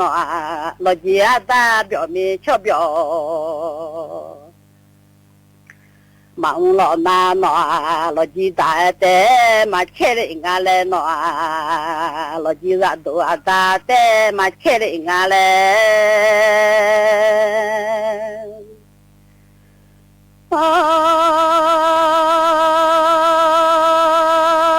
เราจีอาตาเตมาเบียวลิงไงเลเราจีอาตาเบียวมีชอบเบียวอาคาฟมาชิงเอดอดาว่าอย่าเล่ทัว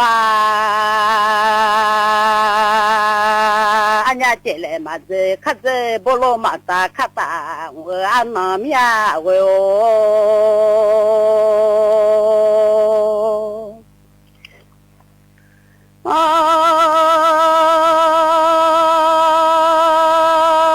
ข้าจีข้ามีชอบข้าอุ้งเอเดเจเล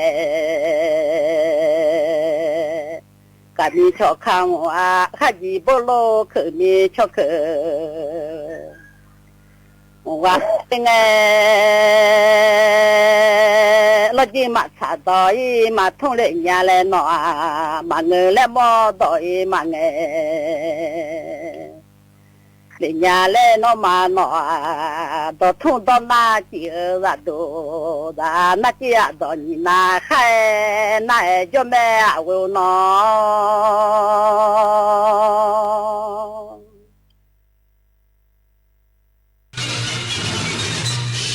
สถานีวิทยุกระจายเสียงแห่งประเทศไทยและเครือข่ายทั่วประเทศเสนอข่าวต้นชั่วโมงรู้เร็วรู้จริงเกาะติดทุกสถานการณ์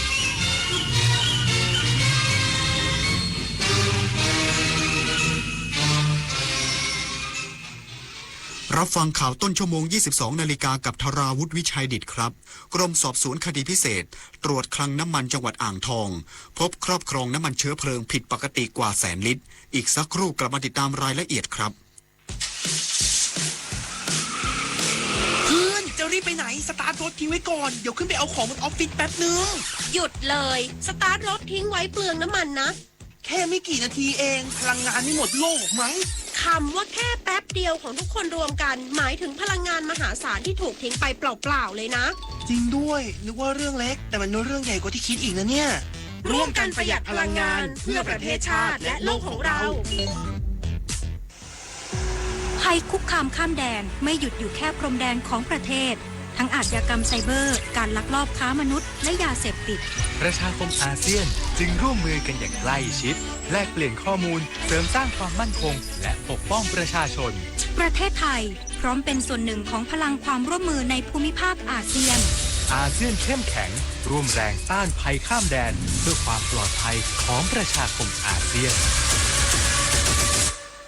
ยุคนี้ไม่ใช่แค่กลัวข่าวปลอมแต่ต้องกลัวข่าวที่ปลอมได้เหมือนจริงเกินไปวันนี้ AI สามารถสร้างภาพที่ไม่เคยมีสร้างวิดีโอที่สมจริงสมจังแม้กระทั่งเลียนแบบเสียงของใครบางคนแล้วคุณล่ะจะแยกออกไหมว่าสิ่งที่ได้ยินคือเรื่องจริงหรือเรื่องที่ถูกสร้างขึ้นลองหยุดคิดอีกครั้งนี่คือข้อเท็จจริงหรือแค่สิ่งที่ดูเหมือนจริงในวันที่ AI สร้างได้ทุกอย่างสิ่งที่สำคัญที่สุดคือการที่เรายังคิดเป็น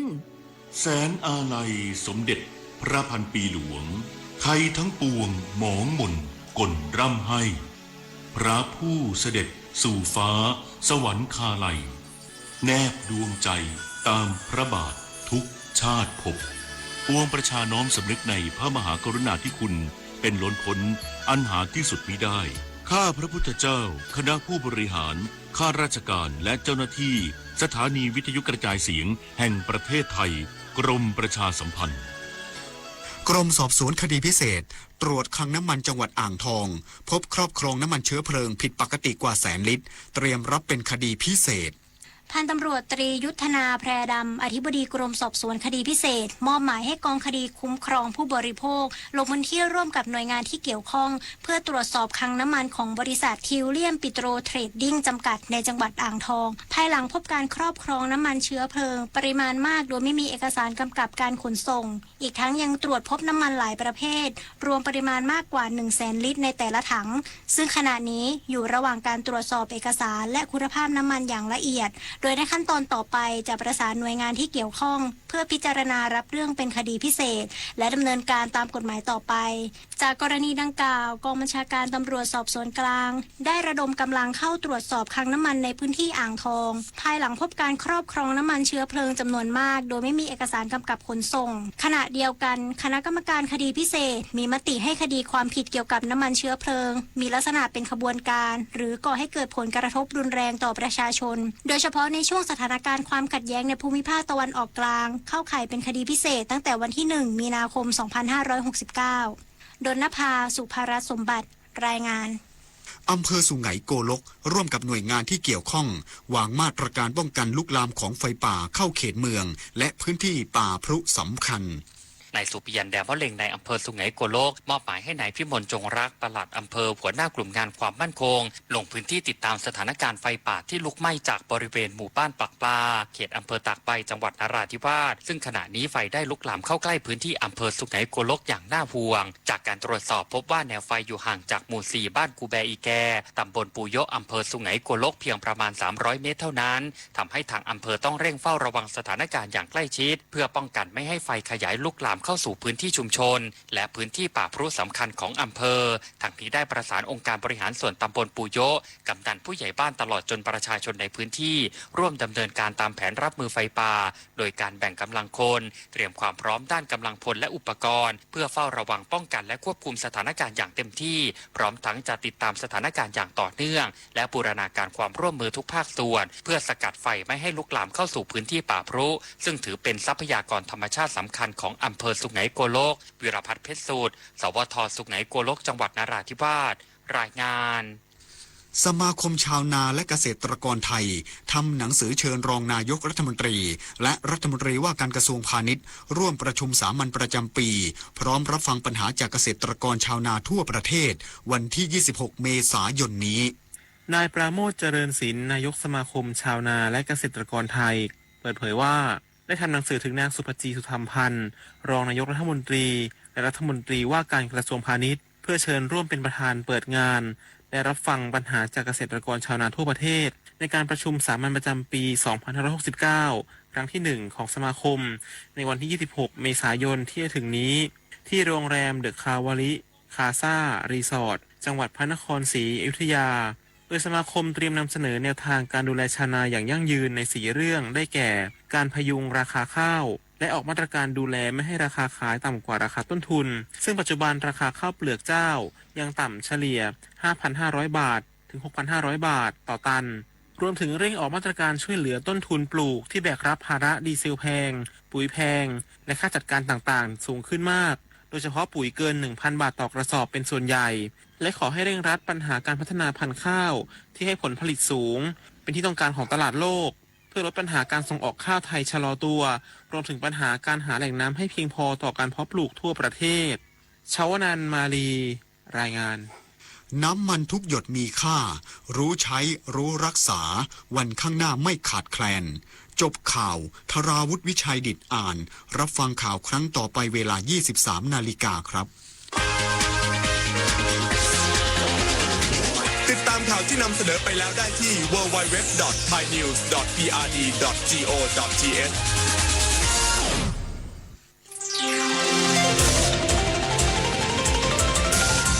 วิทยุแห่งประเทศไทย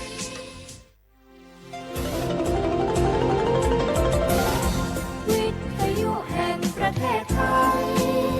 ให้ความรู้คู่ความสุข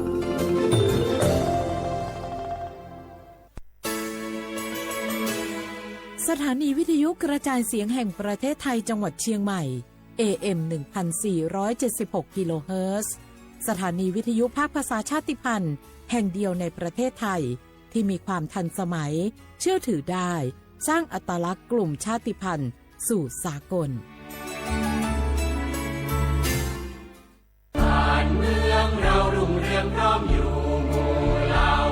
ชาติศาสนาพระมหากษัตริย์คือสถาบันหลักที่อยู่คู่ประเทศไทยมายาวนานความมั่นคงของชาติไม่ได้อยู่ที่ใครคนใดคนหนึ่งแต่อยู่ที่ความเข้าใจและความตระหนักรู้ของพวกเราทุกคนร่วมกันปลูกฝังความภาคภูมิใจในความเป็นไทยศึกษาประวัติศาสตร์วัฒนธรรมและคุณูปการของสถาบันหลักเพื่อส่งต่อความเข้มแข็งนี้สู่ลูกหลานเราคือพลังรักชาติร่วมสร้างสรรค์และปกป้องผืนแผ่นดินไทยด้วยจิตสำนึกที่ดีสำนักงานประชาสัมพันธ์ที่ 3 กรมประชาสัมพันธ์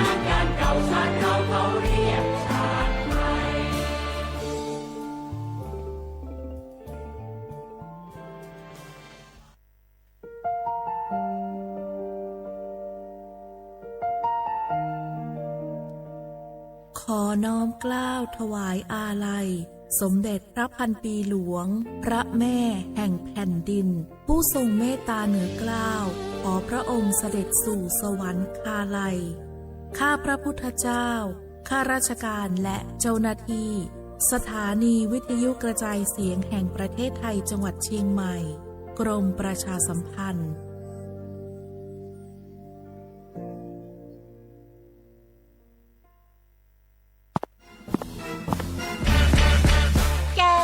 ลองปะกลิ่นหอมเหมือนขนมหวานที่สำคัญไม่เหม็นเอาเปล่าหยุดเลยนะแก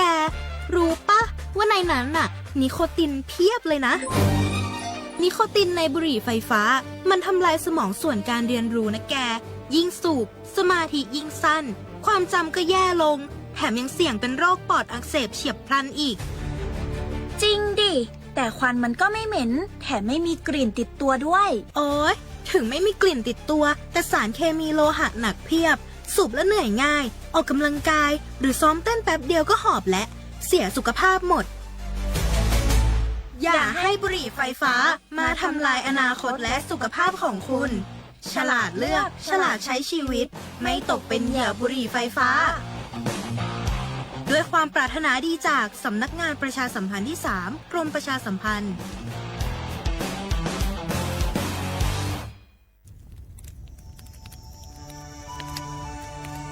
จงหู้คาหือก้อนโมก้อนไฟอันเผาอยู่ตีกลางป่างนั่นอ่ำเลยหายกว่าตั้งเลยมันเตเป็นฝุ่น PM 2.5 สีขึ้นมาเฮ็ดให้ป้ายอยู่ลีเฮาคาขึ้นในคาออลองลดย่อมปัญหาจังไหนในอ่ำหยาบค่ะเงื่องแวอ่ำเผายุกยักเหมือไม่ตนเยอตนเข้ากับในให้ในสวนเฮาเปลี่ยนมากองไว้จ้อมกันเสเฮ็ดเป็นฝุ่นสภาวะอ่ำนั้นแจกแพยุกยักเฮอมันปอดถูกเมียนอีกป้าดังโฮมมือกันฟังด้วยไฟไหม้ป่าเถินเฮาขาดฉุกลีไลผูกต้นไม้น้ำเพิ่มปันปืนตีสีเขียวเฮ็ดเฮาจันล้มเสียนสายตาเฮากูก็เลยตั้งมุงมองเฮาลีเสฐานหน้ากอกับสืบปืนเผาตี 3 กรมประชาสัมพันธ์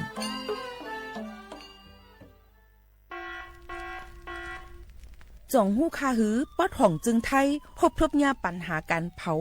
สูงแห้งเตอร์หรือเส10 ล้านไห้โคปากมัน 90% ไผ่ไหม้ป่าเถินนั่นลูกตีกัวนเอาขาเผาหาตั้งกินตั้งย่ำอย่าในเถินคือและการเผาไหว้หรือเสเหตุการณ์ให้การสนอำว่าได้เป็นเพิงต้นเข้ากับอันผูกเลี้ยงตัวสัตว์นั่นในเยาค่ะเป็นปัญหาเฮ็ดให้เกิดหมอกควันกล้อง PM 2.5 เป็นเพเฮ็ดให้ตุ้มเตอถึงป้ายอยู่ลีเฮาค่ะอาสาเข้าคาก็ติปอดตุ้มเตอถึงตั้งเป็นปอดตั้งเป็นแก่นสาตั้งเป็นหัวใจและออกลูกไหวไหลในค่ะห้องการป้ายทรายและเทคโนโลยีตั้งเมืองจึงไทยย้อนผิดหมอกให้พ่อแม่พี่น้องเขากึดลือการเผาปันจันล้มเสียนเซออันลีตาลูกตาลานเฮาค่ะจอมตอนโครงการวางแผนการเจอตีลินตาเตลดย่อมฝุ่น PM 2.5 เลยตั้งมุมมองไฮลีเสวชสำนักงานวิจัยแห่งชาติ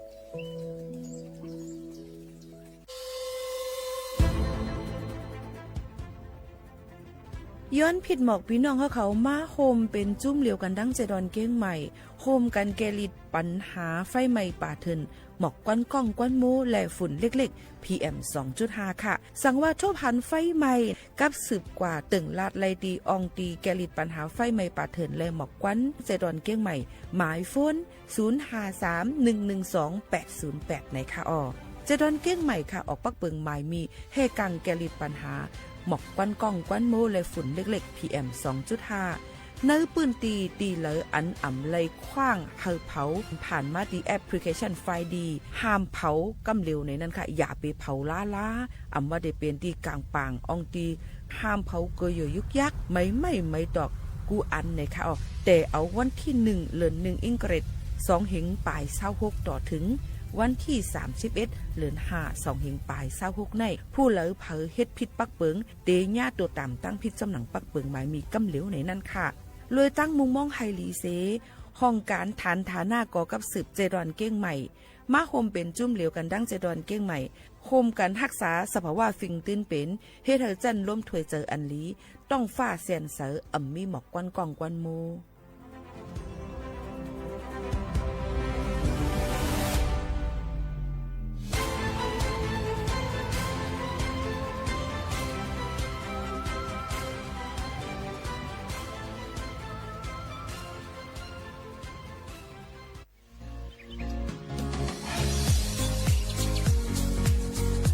จอมหนังเปิงมติครม.มือวันที่29เดือนธันวาคม2สิงหาคมไป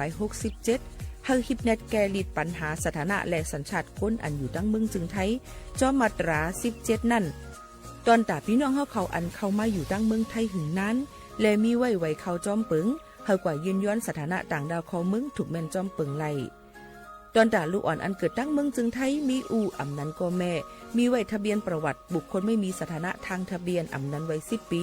ถูกแม่นยาวในจึงเฮาก็ยืนย้อนสัญชาติไทยจอมหนังมาตรา7ทวิไล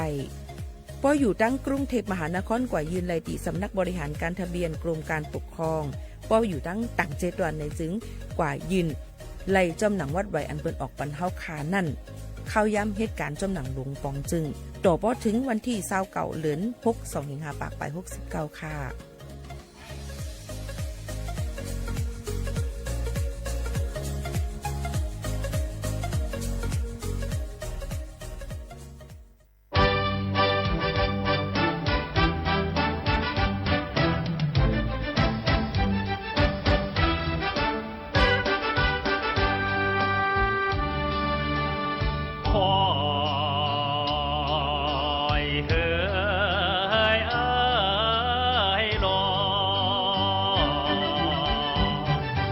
มาแล้วมาตาเจอเฮามาหลีจมดอให้กงสันติคิดบอกหน้าเฮ้ยให้ดอให้จมดอยกงสันติดอเปียวมนโหหยอกสิงบนโถขานกันข้ามหมากบนโมข้ามหมากบนโมดีฮักเลอปังปันโตโลหอมหมอกดิ้งยังกี่ตุ่มเธอบอกดิ้งยังกี่ตุ่มเธอตัวเอาปันหอมว่าให้ขึ้นบอกยกดูเลอจวงหลอฮักเลอปังปันโตโลหมอกดิ้งยังกี่ตุ่มเธอตัวเอาปันหอมว่าให้ขึ้นบอกยกดูเลอจวง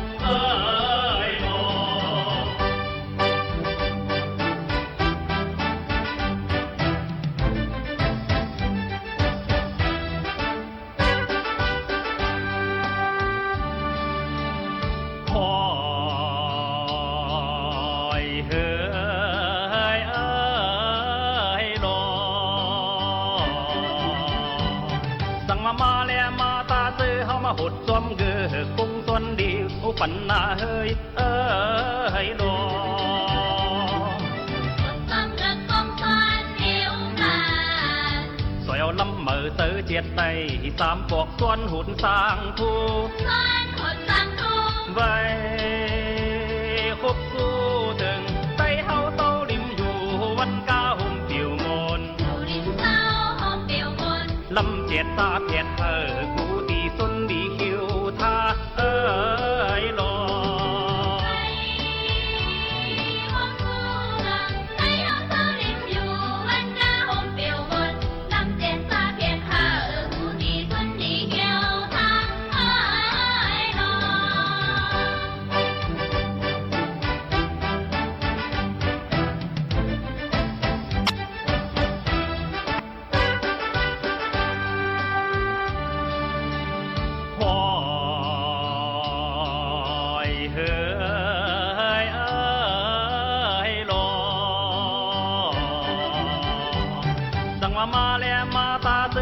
ปั่นเบียงกัวห้องมองซึ่งมูลปิวลาเฮ้ยโลปั่นเบียงกัวมองซึ่งมูลปิวยบยนต์อุ่นปั่นอ่อนกันกาลายกล่องจุ่มหูบอยซ้อนจุ่มหูบอยซ้อนมือไล่ไว้เฮ้ยใส่เฮาผู้มือหนังหึงเย้าตัวก่อนนั้นนั่งหึงเย้าตัวก่อนนั้นกุนนายฮักปอดเด่นเสือเดียวกุ้มตีเมืองไตโล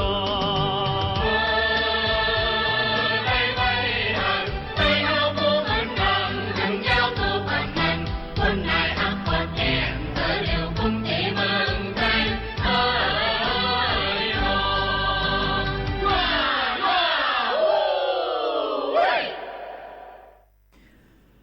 มือสงค่ามือสงพี่น้องผู้ยินถอมเฮาขาดังเสียงกูก็กูเกิลค่ะชบกันที่ในตอนการห้องปล่อยเสียงสวทเก้งใหม่ AM 147กิโลเฮิรตซ์ปืนปล่อยเสียงกูวันบ่ถึงมาข่าวยาม 10 โมงถึง 11 โมงกลางเหนือกลางค่ำอยู่จอมเขาหมู่ขาวโน้นสุภาวันเชื้อสารวินเป็นอุ้ยก่อไอแซ่พ่อแม่พี่น้องเขาตอนตาในวันเมื่อในถึงมา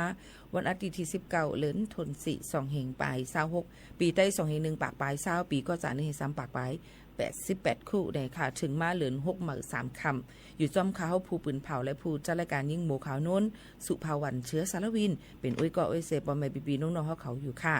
ในวันมื้อนี้เป็นวันอาทิตย์ก็ได้เลยยินถ่อมบาดังธรรมะตราฝากตอนยินจู้ถึงปอแม่พี่น้องเขาอยู่ค่ะทอมอยู่ที่เลยตั้งเลยตัวอยู่ที่เลยกัน10ก็ไปใน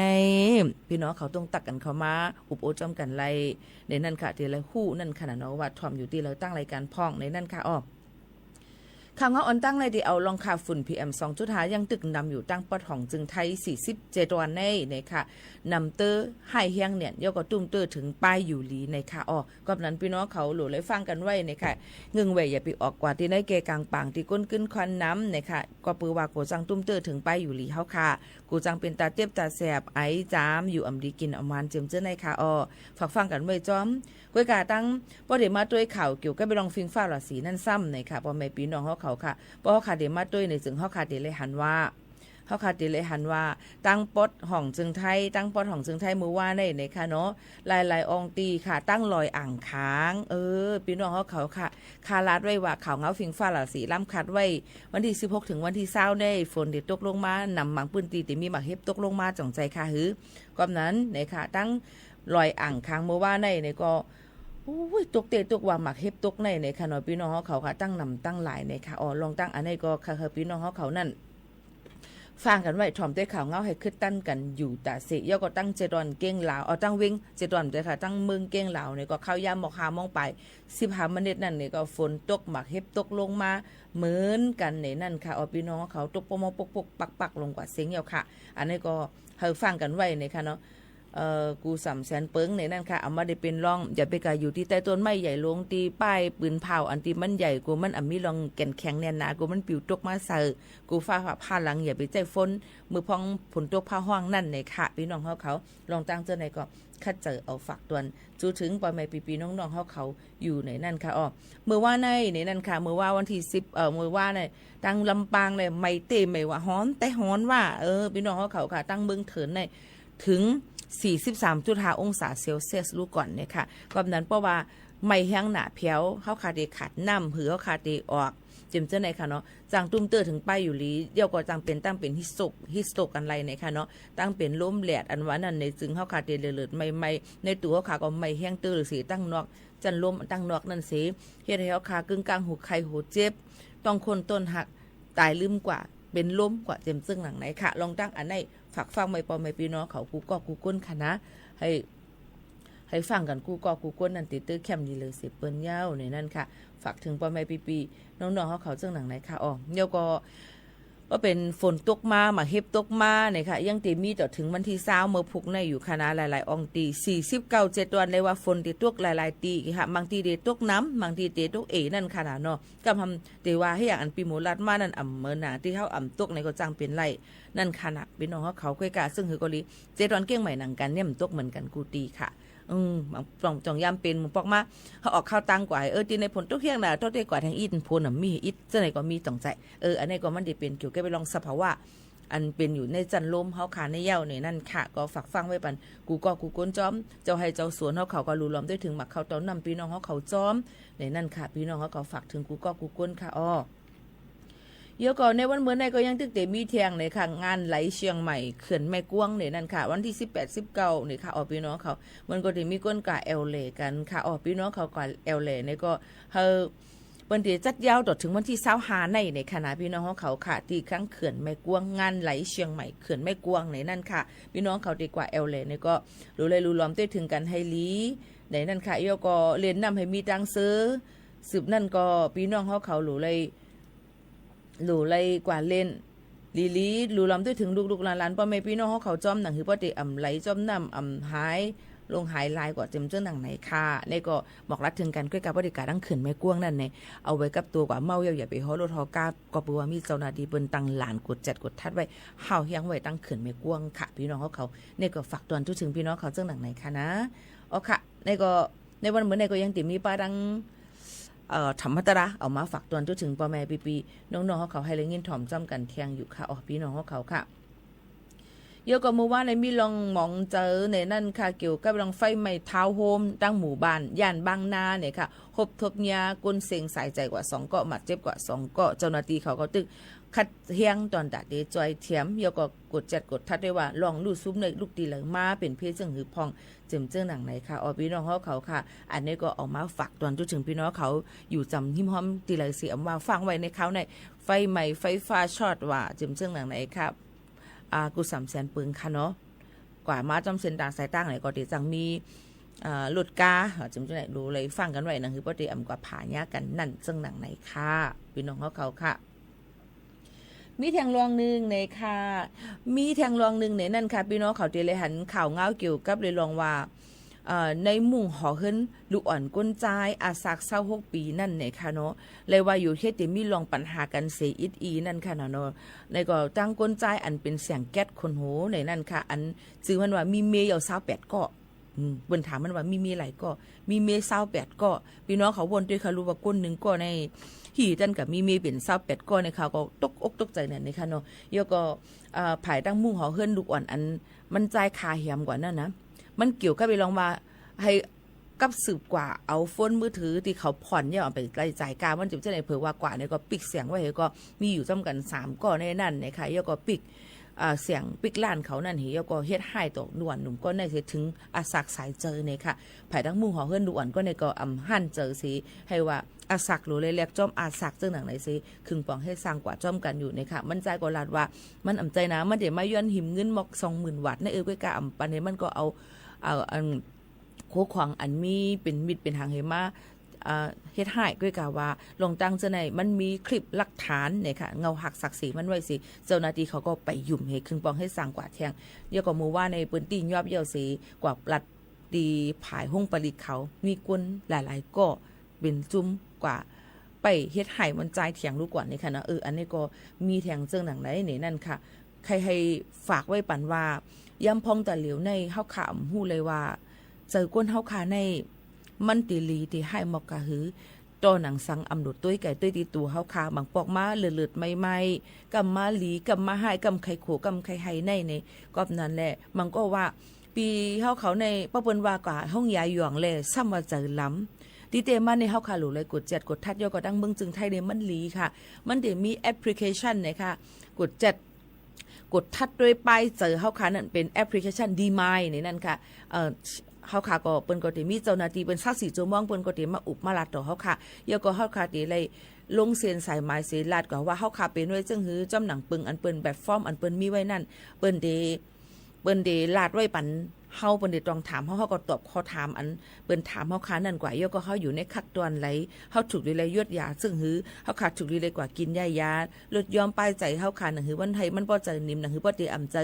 สุกซักจึมซึ่งหือพองอำนั้นก็ได้เลยยวดยาเลยซึ่งหือในมันติมีค่ะอ๋ออันนี้เข้มค่ะนะก็นั้นเลยอย่าไปไว้เมาหมาง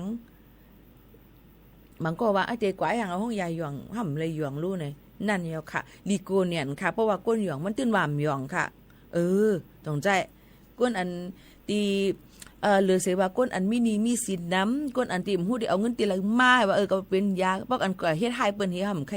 ฮับคว้างว่าเขาผิดในหำหรือว่าค่ากินอียาจังไหนไว้ใจค้ำปอกแคมเป็นจังเป็นซึมเศร้าไปจะลองขี้เงามันก็ติมีมา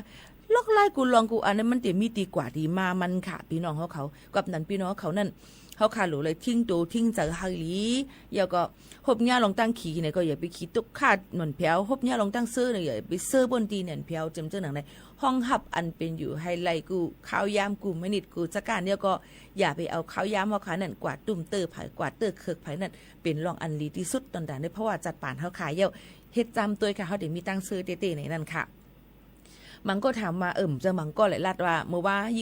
ลูกสาวยิ่งโมขาวนวลว่าเหตุการณ์ที่ในก็กำเปิ้นว่าซึ่งนั้นกำเปิ้นว่าซึ่งในอยู่ที่ดิกเมเออร์เนี่ยค่ะว่าลูกคล้ายๆการเยี่ยวเนี่ยค่ะว่าข้าก็ปันตั้งหันถึงว่าการที่เฮาคาที่ไปเลยลองตั้งว่าอ่ำไข่ถ่อมความเซในเปิ้นนั่นเนี่ยไปกว่าก็คือก็มันอ่ำคามป่นหลอดไหลก้วยเฮาหลูไหลหมอเย็นกันเยี่ยวก็อยู่กว่าจึงหือให้มันอยู่หลอดไหลโฮมจอมก้นกลางลายก้นนำจึงหนังไหน1เฮาก็หลูเลยมีสมาธิใจเย็นให้ไหล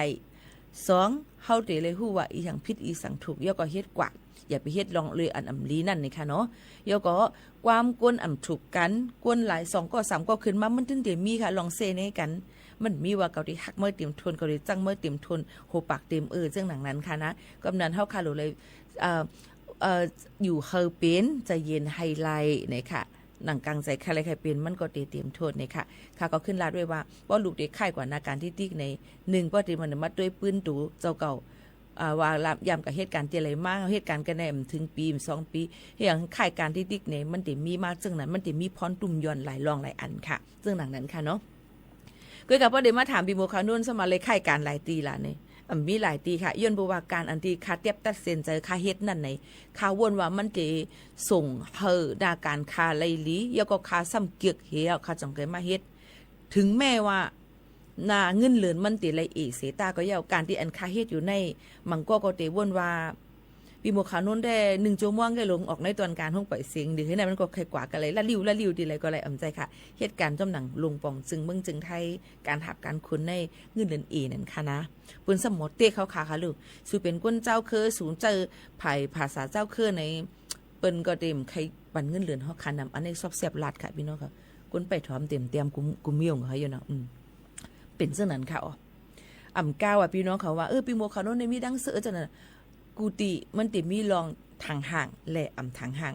ติมีลองเต็กเต็งและอ่ำมีลองเต็กเต็งเตมีผู้เขียนและมีคนหักตื้นมีเหมือนกันกูติอยู่ที่ว่าเฮาคาติอยู่กว่าซึ่งหืออันคาเหตุการณ์เข้าตั้งอยู่ผ่ายผู้ปืนเผาและผู้จัดรายการที่ห้องปล่อยเสียงในวายเสผู้จัดรายการหลายๆก็เลยเสียงกลางสุดมูลกว่าเมื่อหนังปะนั่งชูสีชาววาทินเปิ้นก็เป็นตั้งเป็นนั่นเหก็เลยเสียงกว่าเสเปิ้นก็ปืนตอบภาพมากค่ะก็เลยมาสอบเอาที่ไหนเข่งกันไรก็ค่ะนะไอ้อย่างไรคาไรอันว่านั่นในถึงคอตอบค่ะมันติดถูกใจผู้ต้องถามมันเย่าก็เทียงลองหนึ่งเปลี่ยนภาษาเย่าก็นำความอันเขาคาราดันตีไรหลูเมาตีไรหลูนักตีไรหลูจ่วยในเขาก็คัดเจอเฮ็ดกว่าเลยลองนำเสียงจังไหนค่ะอ๋อก็ในก็ตีเลยว่ายินจมขอบใจผู้ใหญ่ก้นหลวงเขาที่เอาตื้อตั้งในสิหันถึงนำกระตั้งแขนคาเสเอาเขามาเหตุการณ์อยู่ที่ในตัวพอถึง16 ปีปลายอ่ะค่ะพอถึงเดือนวันที่1เดือนจุดในก็ได้เป็น17 ปียาวอยู่ที่ในตอนแต่อายุอาศักเต็มตับโดดถามอยู่ค่ะนะจังหนังไหนค่ะเยก็กลับมาเดี๋ยวมีข่าวเงาปืนเผาวันพี่น้องเขาแทงแต่เร็วในถ่อมหรือจะถ่อมด้วยเพียงความ1 โหก่อนจองขึ้นมาอุบโอจอมกันแทงคณะพี่น้องเขาค่ะมาถ่อมด้วยเพียงความโหในตึกต่างไว้หมอกเจจงมองเลยค่ะสายหงให้เนี่ยค่ะว่ากำนำผู้เตรียมความเขาเนินเตกว่าเยื้องเอาบางใต้ต้นเปียกน้ำปลาเลินหลาวนกต้องล้อขุนซ้ำล้อนางอูเปมเฟซบุ๊กติ๊กต็อกจิมเสนอแกดองใจค่ะก็ในซ้ำคาสมามันเปิงอีกหนึ่งอย่างไรเปิงมันแปลกเปิงอีกหนึ่งเนี่ยมันว่าสายหงให้เนี่ยเขาว่าเดี๋ยวมาวนว่าสายหงให้อันนั้นพี่น้องเขาซ้ำจำตอบมาปันคารุว่าพี่น้องเขาวนหันถึงอีสังพองมันสื่อถึงอีสังถ่อมได้เพียงความโหในจำกันอันเป็นสายเลินบีมห้องไว้ในค่ะนะสืบถ่อมจำกันค่ะ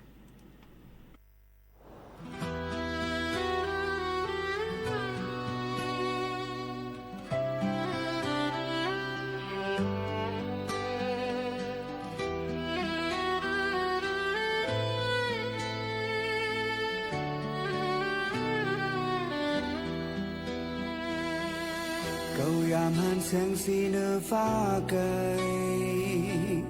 เมื่อวายฝนไหลตกหยดไหลเสียนห่างลีจุงจันเอาใจเฮาเข้าไปเข้ามืออยู่ไว้หิมเจ้ายิงเขาจำยิงเหมือนวอดไว้หายเหมือนตั้งมุมมองเลยมดกว่าลอยคุยกาหูเธอใจเคยยอมวางกินเธอเสียขึ้นเสียไปเมื่อจังสายเฮายังตึกไปจอมอยู่สายหงให้ห่างลีอ่อนน้อยโอ้เหมือนไหลคัดเธอเข้าสู่น้องเยาอำจางมีวันยิบเอามันมาไหลสายเฮายังตึกกวางตั้งอยู่ไว้คือมือเอาหงให้อันมีอยู่ไกลเหมือนกันเคยไหลตั้งหักน้องอำเป็นไหลในใจหูเยาลู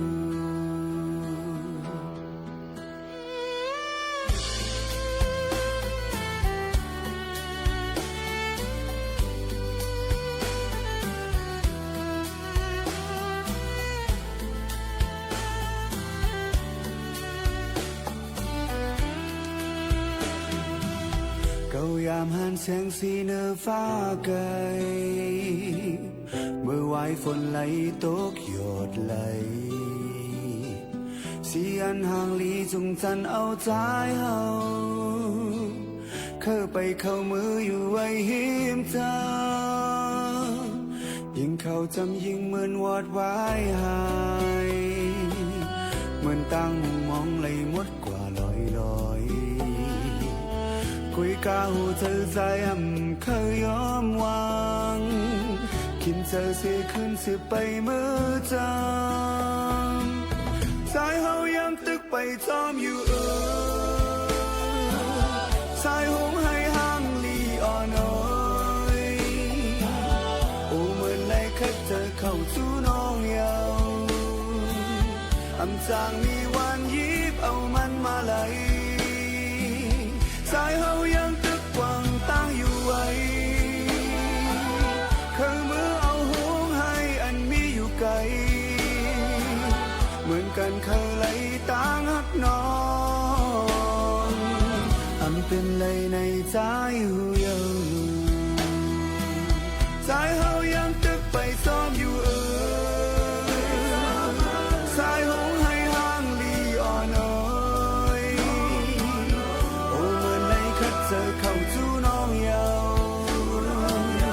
อำจางมีวันยิบเอามันมาไหลสายเฮายังตึกกวางตั้งอยู่ไว้ข้างมือเอาหงให้อันมีอยู่ไกลเหมือนกันเคยไหลตั้งหักน้องอำเป็นไหลในใจหูเยาลู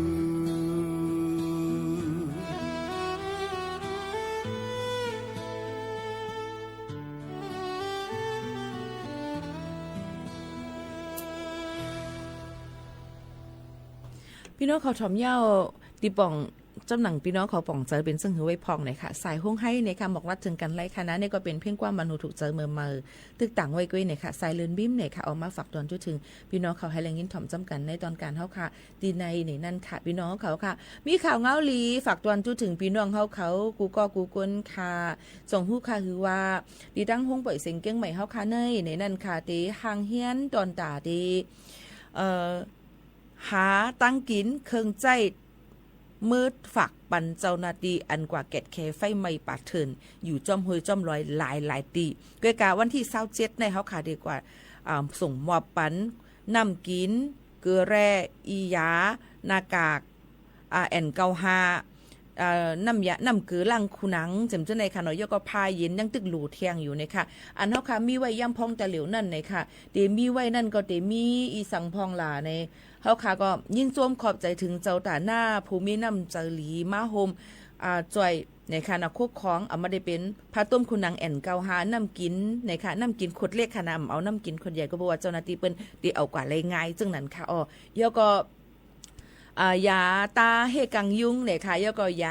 าอันยดยาห้อยเจ็บห้อยหมัดจึงหนังไหนค่ะไฟสายในนั่นค่ะไฟสายขนมพี่น้องเขาแล้วก็อันดีเป็นใส่ตีจ้อมตีนับตีกันไหนอันเป็นสองให้ไหนค่ะพี่น้องเขาซึ่งนั้นก็เอาในนั่นค่ะพี่น้องเขามาโฮมหลู่โฮมต้านเป็นเจ้าตาหน้าตั้งหลู่กันตีในไหลตีห้องปล่อยเสียงเก้งใหม่ในกตีในสวทเก้งใหม่อำนั้นสถานีวิทยุกระจายเสียงแห่งประเทศไทยจังหวัดเชียงใหม่นะคะเส้นตั้งประชาสัมพันธ์จังการเวงเก้งใหม่50100เนี่ยค่ะหมายโฟนกับสืบ0532760068 0532760068อำนั้นเราก็สึกมาตียิ่งหมูขาวนู้นก็ไล่ในนั่นค่ะดอกว่าถึงวันที่25ค่ะกุ้ยกะในนั่นค่ะพี่น้องเขาเฮาคาเดมีมินิคอนเสิร์ตเนี่ยค่ะมินิคอนเสิร์ตอันเฮาคาเดจัดเฮ็ดนั่นในเฮาคาเดมีเนื้อวันอังคารที่21เดือนธันวาคม2เฮงปลาย26เตเอา12มองเตกว่าต่อถึง6มองกลางค่ำในค่ะที่ห้องปล่อยเสียงที่ในพี่น้องเขาอยู่จำออนกันมาแอลเลมาปั่นเฮียงกันไล่ในค่ะมาแอลเลมาปั่นเฮียงยก็อำนั้นก็เตเอานำมา5เอาเขาใส่ออโตมา3 in 1 Nescafe หาจะในก็มาโฮมลู่ตอนตาได้กว่าแจกปันเจ้าหน้าที่เขาไล่ในวันที่27นั่นตั้งเก่งลาวค่ะพี่น้องเขาเตมีปังยินถ่อมเพียงความเผอหลายๆหลานใน12มองถึง1มองเตมีเดเพอเนี่ยค่ะเดเพอนั่นก็ได้เป็นไอ้นัดกิติสารน้องคำวิวจิมจะในค่ะเนาะเตมีมาเปี่ยมมนตนใจบันเต็มวงกำเร็วในนั่นค่ะ12มองถึง1มองค่ะนะยก็3มอง4มองถึง5มองจิมจะในก็เตมีอ้อมรัตนังในนั่นค่ะเตมีแทงวงล้านนาแทงในค่ะเนาะเตมีแทงไอ้น้องปฏิผ่านจำจะไหนมีแทงหลายก็ค่ะเดี๋ยวมาเปี่ยมมนตนเจอเป็นพี่น้องเขามังก็ได้เอาโฟกซองมาเอากีตาร์มามังก็ได้เอาเพียงความมันหูถูกเจอมังก็ได้มาเล่นในสดๆจังนั้นค่ะเย้าก็อันลำลองหรือเสนนั่นค่ะข้าวย้ำ5มองต่อถึง6มองนั่นในจึงเฮาค่ะเดี๋ยวมียินถ่อมเพียงความความไตเนี่ยค่ะเดี๋ยวมีดีในค่ะมีปีโมขาวนุ่นได้เป็นผู้แก้วปางมันได้เป็นผู้ห้องความปลาค่ะนะหนังหือปฏิส่วนเอาใจพี่น้องเขาให้มาจอยแถมกันแล้วก็ได้มีไซเลนบีมเนี่ยค่ะไซเลนบีมอันถ่อมกับความมือไกลนั่นกำนำก็ได้ฮู้จักความตั้งนำทำหลายมันใจก็ห้องไว้เพียงความนำเตในการออกมาในค่ะเนาะอันห้องกูนั่งปีโมความเพียงความขอดพันปีใหม่นั่นค่ะเนาะขอดพันแห่งปีใหม่ในค่ะแล้วก็ความมองเปิดจำเจในค่ะเนาะเกาตีมือเย้ามีนำเหนียนค่ะมันใจห้องไว้ในค่ะเนาะเดี๋ยวมาเปี่ยมมนต์เจอเนี่ยนั่นค่ะค่อยกาเดี๋ยวลึกเอาเพียงความมันไขห้องนั้นมาฝากปันพี่น้องเขาค่ะแล้วเดี๋ยวมีทางนางหอมนวลเนี่ยค่ะนางหอมนวลก็เพียงความนางหอมนวลในว่าหือในบินดำไหมค่ะเคยเจ็บปอกซองมาเจ็บเจอว่าจำจะไหนค่ะเนาะเดี๋ยวมีไหนค่ะแล้วก็เดี๋ยวมีแทงวันหลีเนี่ยค่ะน้องวันหลีนั่นก็เดี๋ยวห้องเพียงความเป็นผู้ห้องความเอาเพียงความห้องเส้นตั้งใจเลิกในค่ะเยาก็จะมีเคล็ดลับที่คอมอยู่จำเจอหนังไหนค่ะเยาก็จะมีปื้นเสียงหนุ่มค่ะปื้นเสียงหนุ่มก็จะมาเปี่ยมมนตนเจอปันในค่ะตั้งเพียงความอันมันใจเลยเจออันห้องเฮ็ดออกมาไว้มาเปี่ยมมนตนใจเป็นพี่น้องเขาดีในนะคะเยาก็อยู่ดีกุ้มก่อสื่อข่าวใต้ในนั่นค่ะพี่น้องเขาก็เลยกำจอยมาเหมือนกันนะคะผิดหมอกพี่น้องเขามาแอลเลยจ้อมกันมาถ่อมเยาก็มาโฮมหรือโฮมต้านจ้อมกันไหลในวันอังคารที่21เดือนธันวาคม2เฮงปลาย26ในอย่าลืมมาปั่นเฮียงจ้อมกันเฮาค่ะเดี๋ยวไลฟ์ผ่านดังเพจแนวค่ะเพจสวทเก้งใหม่ AM 1476กิโลเฮิรตซ์ในเยาก็ไลฟ์ผ่านดังTikTok ส่วนตัวไผมันจำจะหนังในจอมเนี่ยนั่นค่ะก็คือกอลีพี่น้องเขาอยู่จำมาเปี่ยวมนจำกันอยู่ไกลจังมาในก็โฮมหรือโฮมต้านไรแล้วก็ยินจมขอบใจเจ้าตาหน้าแทงก้อน1ตีมือว่าในเผื่อว่าปืนเผากว่าเย้าเนี่ยก็มีป้าดังอันเป็นนั่งเสียงผู้นั่งคำผิวอู้ค่ะอยู่เว้งเซนวีค่ะสุขาวเก้งใหม่ค่ะผู้มีน้ำใจโฮมดูจ่อยมาเงิน1เฮงวัดในค่ะน้องเงินไทยสีในก็เป็นตาหน้าตั้งหลีเป็นโคสืบเป็นโคกู้โซฝากดวนทุถึงจอมกันเจ้าหนังไหนค่ะยินจมเข้าใจพี่น้องเขาอันทอมอยู่ใครโฮมหรือโฮมต้านจอมกันก็ไล่เหมือนกันในนั่นค่ะอันในเฮาคาเต็มเอาไว้สั่งเฮมิลขนาดสั่งเป็นไรก็ซื้อตาเหลียวยังตึกขาดอยู่เป็นเหมือนเจ้าหนังเนสกาแฟเป็นกาแฟดิ3 in 1ที่เป็นกินไรง่ายอันนั้นก็เครื่องดื่มชูกำลังอันเป็นM150กระทิงแดงฮาริโพหาจิมเจ้าหนังไหนค่ะตอนดับปันส่งปันเจ้าหน้าที่อันเป็นกับแกดแคไฟไหม้ปากเถินนั่นลิอีหลูเต้ๆในนั่นค่ะย่อก็ตั้งเก้งเหล่านั้นมีคนลู่เสียงอาศักใส่ใจกว่าเย้าหนึ่งก็อันนี้ก็เฮ็ดเฮาวิลองมองเจอเต้ๆในนั่นค่ะเนาะอันนี้เฮ็ด ก้นอันเหตุการณ์จะในรวยลองตั้งนำเจอจิตอาสาอันเป็นว่านั่นค่ะมาขึงปองเฮ็ดสร้างกว่านั่นค่ะเนาะเกี่ยวกับลงมาจอยสีเลยเสียงกำสุดมูลกว่าเลยลองตั้งมือพ้องกว่าเหตุการณ์แกดแคบให้ไม่ปากเทินอยู่ดังตั้งเหล่านั่นเลยค่ะอ๋อก็นั้นแหละตั้งห้องปล่อยเสียงเฮาค่ะในนั่นค่ะก็ได้จัดเฮ็ดในนั้นค่ะเป็นการกุศลอันดีเฮ็ดมากูปีค่ะเปิ้นห้องว่าสวทเชียงใหม่ปันน้ำใจสู้ไฟป่าในนั่นค่ะในตอนโครงการอันในห้องปล่อยเสียงเก้งใหม่นะคะโฮมแห้งโฮมเจอต่อสู้แกดแคไฟใหม่ป่าเทินแล้วก็ตอนได้ส่งมอบอับปันโคกของตั้งกินแห้งครึ่งเจ้าปันเจ้าหน้าที่อันกว่าแกดแคไฟใหม่ป่าเทินนะคะพอถึงมาวันที่27เหลือนทวน4 2 2 6ตีดังเวงเก่งเหล่าเจดอนเก่งใหม่ยก็แทงหลายๆตีซึ่งหนังไหนก็ยืนแปลกมันกุฏิแต่เหลียวในมีก้นมาโฮมหลู่โฮมเป็นเจ้าตาหน้ามันก็ตั้งนำตั้งหลายอยู่ใกล้ๆว่ายังตึกหลู่เทียงก็จะเป็นน้ำในขณะจะเป็นยาแก้แพ้ยาอันล่างคุณนางยาอันอีหังเทียงล่ะแน่อันเป็นปันเป็ดลองห้อยเจ็บห้อยหมัดจำเจ้าหนังไหนจอมก็มีมานำคือเจ้าหน่อยก็มีว่า 2-3 เตาค่ะแล้วก็สังว่าพี่น้องเขาวนถึงเจิงฮือเนี่ยก็โฮมหลู่โฮมเป็นเจ้าด้านหน้าโฮมกำจอยแถมถึงกันไล่ในค่ะอ๋อเดี๋ยวมีมินิคอนเสิร์ตในวันที่21เหลือนธันวาคมในนะคะเตะเอา12 โมงกว่านะคะอ๋อเดี๋ยวมีเดอะเพอร์อ้อมรัตนางวงล้านนาเดี๋ยวมีผู้ห้องความไปมอนไตเฮาขามาเปี่ยวมนดนเจอปั่นข้าวยาม5 โมงถึง 6 โมงค่ะเดี๋ยวมีหลายแล้วก็มือไกลลัดกว่าเย้าก็นี่เดี๋ยวมีนะคะภายดังจุ่มก่อสื่อข่าวได้ ASV เฮาค่ะเนี่ยก็เป็นโฮมกำจอยในตอนการได้เหมือนกันเลยค่ะอันนี้ก็เอาข่าวเงาหลีตั้งหลีกุศลที่ไหนฝากตอนจนถึงพี่น้องเขาจึงหนังไหนค่ะอ้อเฮาค่ะเดี๋ยวออนกันหรือใจถ่อมด้วยเพียงกว่ามันหูถูกใจกัน1หูก่อนนู้นค่ะนะเพียงกว่าหัวในว่าคือในอำเป้เจอในค่ะเพียงกว่าหัวในว่าอำเป้เจอในตึกต่างกว่าไว้ดอก4 วันในค่ะนะใจออกเมืองอริยะห้องไว้10 นิ้วถองจ้องกันค่ะ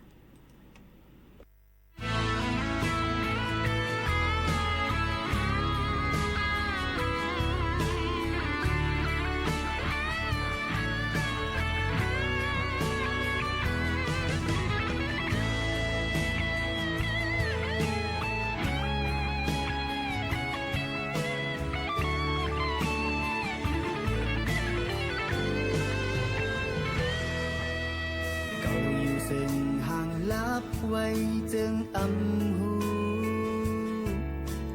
เก่าคำอยากเจอจีบแกนย้อนมาอยู่ทำที่มันเก่าวนและจอมเจอมา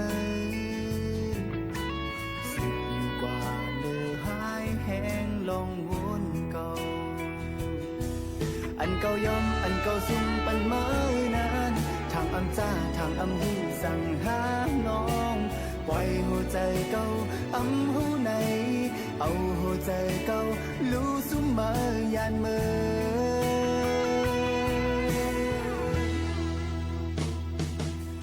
ปันเก่าโจมเสื้อขาวเก็บกำหนึ่งคือนอกเมื่อยานไกลลองทุบยาหาดังสองนายอำจะเป็นฝันเมื่อหูถึงนาหูจะต่างหักต่างจมเสือเมื่อสิเมาสิรู้แล้วมังปอบอ่านจังลืมเมื่ออยู่มังปอบอ่านตำวางไว้ก่อเก่าอำปีใจ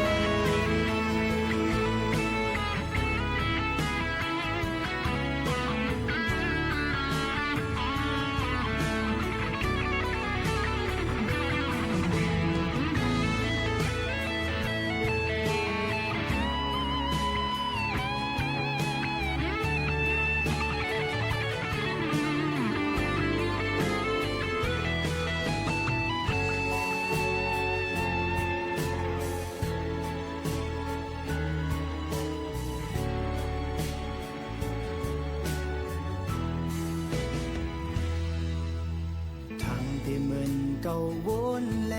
จนเจอไหมสิบอยู่กว่าเลือหายแห้งลองวนเก่าอันเก่ายอมอันเก่าซุ่มปันไม้นานทางอังจ้าทางอำหูสั่งหาน้องปล่อยหัวใจเก่าอำหูในเอาหัวใจเก่าลู่สู่มายานเมื่อ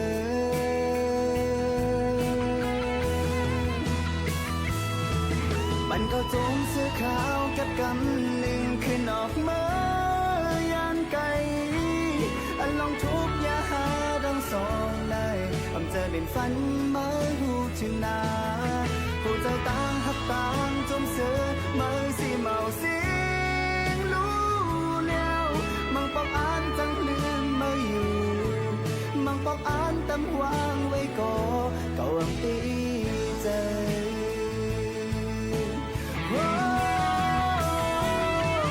วันเก่าโจมเสื้อขาวแก็บกันลืมคืนออกมายานไกลลองทุกอย่าหาดังสองนายทำใจเป็นฝันไม่หูถึงนาผู้จะต่างหับต่างจมเสือมือสีเมาสิงรู้แล้วมังปอกอ่านจังลืมไม่อยู่มังปอกอ่านตำวางไว้ก่อเก่าอังปีใจมังปอกอ่านจังลืมไม่อยู่มังปอกอ่านตำวางไว้ก่อเก่าอังปีใจ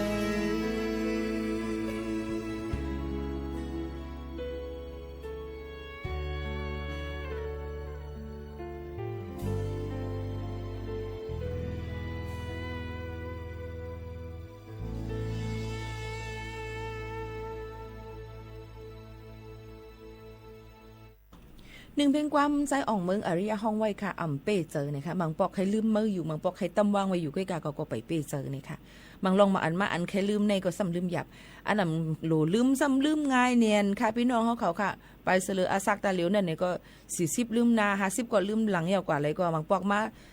กักซ้อนห้อยไว้จับมือกักซ้อหลุดเฮินเขามีไว้อะไรอยู่ในหาอยู่ตั้งใครว่าโหไหนเอาเนี่ยค่ะกบนั่นเลยมันจังเป็นจึงนั่นเนี่ยค่ะลองตั้งเจอในนั้นเขาค่ะก็ถูกดีเลยกินบันตั้งกินอันมันเพิ่มเติมปั่นเฮ็ดให้ออกเขาค่ะเนี่ยมันตองง่ายเลยลีเนี่ยค่ะเพิ่นว่าอย่าไปกินน้ำเราแอลกอฮอล์น้ำบนตีแหนนแผ่วอาลาเนี่ยค่ะว่ามันเดี๋ยวจังเฮ็ดแล้วค่ะใกล้ลืมเลยง่ายเป็นอัลไซเมอร์เลยง่ายจำซึ่งหนังไหนค่ะพี่น้องเขาค่ะอันนี้มันก็ลำลองเหมือนกันเนี่ยอันที่คารัดมาเนี่ยก็ตัวค่ะก็ยังตึกคัดเฮ็ดไว้อยู่เนี่ยค่ะเนาะบางปอกบางเลยมาฮบทบเนี้ยก็เซในก็มันก็ตีมีพองอยู่กินในค่ะเนาะกินน้ำเหล้าสุราแอลกอฮอล์อิดออดจึงจะดังไหนในค่ะมันก็ตีมีอยู่นะคะกินอิดก็เมาเป็นโหซาวอิดเนาะในค่ะจังหนังไหนค่ะเนาะมันก็ว่าก้นดีในมันกินอีสังเนี่ยมันติดใกล้ๆมีไปวนจังไหนอย่าไปพุ่มวนแตบตัดเลยลองว่าก้นหลีในติอ่ำเฮ็ดจังไหนก้นดีในติอ่ำกินจังไหนมีค่ะโจหนังสังในนั่นค่ะพี่น้องเขาหันข่าวเงาจ่องใจอย่าพี่พูดนะก้นก็ในผู้หญิงกินเรากินปียางเฮียมันลีเหรอเนี่ยมันจะก้นลีผู้หญิงเหตุการณ์กลางค่ำกลางคืนมันลีเหรอเนี่ยเจอค่ะอย่าไปกวาดเก็บตัดเส้นใจเปิ้นว่านาการเผลอนั่นเปิ้นก็เลยตีริมลีโดนหนังสังมุนเจ้าก็ค่ะอยู่ในวัดในเกี้ยงอ่อนก็หันค่ะคือข่าวเงาเนี่ยบางปอกมากก่อนเนี่ยก็ติมีว่าเมื่อมุนเจ้าใส่เป็นมุนเจ้ามุนจ้างนี่เข้ากว่าซื้อปียะเฮก็เอากว่าที่ในเกี้ยงก็ยังมีมาเนี่ยค่ะนี่ก็ออกเป็นข่าวเยอะก็แทงอันนึงก็ตึกหันมือว่ามือซื้อในพี่น้องเขาค่ะหันเนี่ยค่ะว่าอย่างไรมีแปลกเปิงไว้เนี่ยค่ะเนาะหมุนเจ้าในเป้มืดจอมปีนางมันเป้มืดจอมปีนางมันเหนียนเพียวทำไปใครป่นป่นทีเหนียนเพียวเนี่ยก็ใส่กล้องซีแคมราไว้แล้วก็ฝึกด้วยแล้วก็ยกโคกของเขามาในเฮือนเหนียวก็มาหอมแก้มกันค่ะน้องใจก็อ่ำเย็นไหลขับรถไก่มาหมอก60 กิโลเมตรในค่ะตีมาด้วยมาจุดให้ลืบเป็ดหมุนเจ้าหมุนจ้างก็ไหนจังไหนค่ะอันนี้ก็ตีมีมาหันในสื่อโซเชียลมีเดียเนี่ยมันกว้างบนตีแหนแผ่วอะไรเอาเนี่ยค่ะเนาะลองตั้งชื่อหนังเนี่ยอย่าไปเทียบตัดสินใจก้นว่าก้นในลีก้นในอ่ำลีในบางปอกบางเลยมาเขาค่ะอ่ำล้ำหูจอมมันไหลเนี่ยนั่นค่ะพี่น้องเขาอันนี้เขาก็เลยเรียนก็กันกว่าเดี๋ยวก็อย่าไปกว่าเอาความอันตีก้นก็อันตีอ่ำเกียเข้าค้านั่นเองกะถ่อมเหมือนจังว่า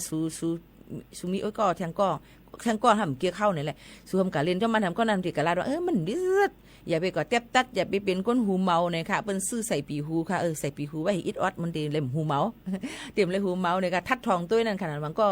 ว่ากับเกียกไม่ก็ตื่นดูเลยเกียกเนี่ยค่ะส่วนหัวก้นก้อนใต้ก็ได้เสอ่ำเกียกป้าจังนั้นอย่าไปเฮาเปลี่ยนในนั่นค่ะย้อนสั่งนะอันนี้ยิ่งหมู่เขานนทบเนี่ยเลยตูเจ้าเก่าค่ะนะผักนากันได้เราลาดว่าฮักหอมมือผัดทั้งหลังมากก็ตาลีผัดเธอข้อมาเนี่ยมีค่ะนะก็เสจังไหนก็มีเหมือนกันก็นั้นเฮาค่ะหรือไร เลยเลนก็ก้นไหนเลนก็อันที่มันถูกดีเลยเลนก็อยู่ในปืนตีอ่ำป่นเปลี่ยนส่วนในส่วนเป็นกันจะอย่างไหนค่ะสังเกตว่ามันนำเตอร์เห็นแนวถอยออกห่างมากก็อะไรเหมือนกันเนี่ยนั่นค่ะลองตั้งจะไหนมันลำลองค่ะเอาตอนตัดที่อยู่เป็นก็เซกันกว่าหึงนานนั่นในนั่นค่ะนะพี่น้องเขาค่ะแล้วก็อย่าลืมค่ะนะพี่น้องเขาค่ะธรรมตราในวันเมื่อไหร่เต็มตั้นเปิดขึ้นยาวอุบนำแห้งป่นตีเนียนเพียวอาลูพุตีนำเนียนก็ข้าวย่ำจำมดเซ็งเจ้งหนังในค่ะเนาะธรรมตราตอนตัดในวันเมื่อไหร่นั้นใครฝากไว้ปันว่า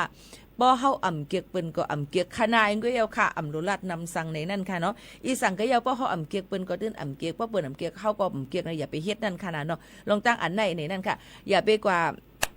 เฮ็ดเพราะว่าเฮาเกียกให้เปิ้นมากดเอาโผเฮาเนี่ยก็เฮาก็อย่าไปกะลากอุบโผเปิ้นนั่นน่ะจังหยับสังนั่นอันเนี้ยก็ถึงว่าป้อเฮาอ่ำเกียกเปิ้นก็อ่ำเกียกนั่นค่ะอย่าไปเฮ็ดจังนั้นเนี่ยค่ะศีลหาเสียเนี่ยมันง่ายเนี่ยนะคะมันมีไว้อยู่ป้อเปิ้นอ่ำเกียกเฮาก็อ่ำเกียกบ่ก็อ่ำเกียกสู่ก็อ่ำเกียกมันก็มีขนาดกล้วยเนี่ยนั่นค่ะอยู่กว่าเลยอ่ำตุ้มเตอเผออยู่กว่าเลยลองตั้งมีดังซื้อเจอกันเนี่ยนั่นค่ะปันแห้งเจอกันไล่เนี่ยค่ะกล้วยกามังลองมังอันมามังก็สังเกตว่าอยู่ในข้าวยามติตุกหยับคันจะอยู่นั่นมังปอกมามันแค่อุบแค่ลัดต่อเฮาก็ตับดูกับตอบมันกูลองหรอว่าเป็นจึงหือกล้วยกาเฮาก็เป็นก้นถ่อมตีลีก็ไล่ยาวมังปอกมาเขาอยู่แค่เด็ดไขลัดต่อเฮาค่ะเขาใคร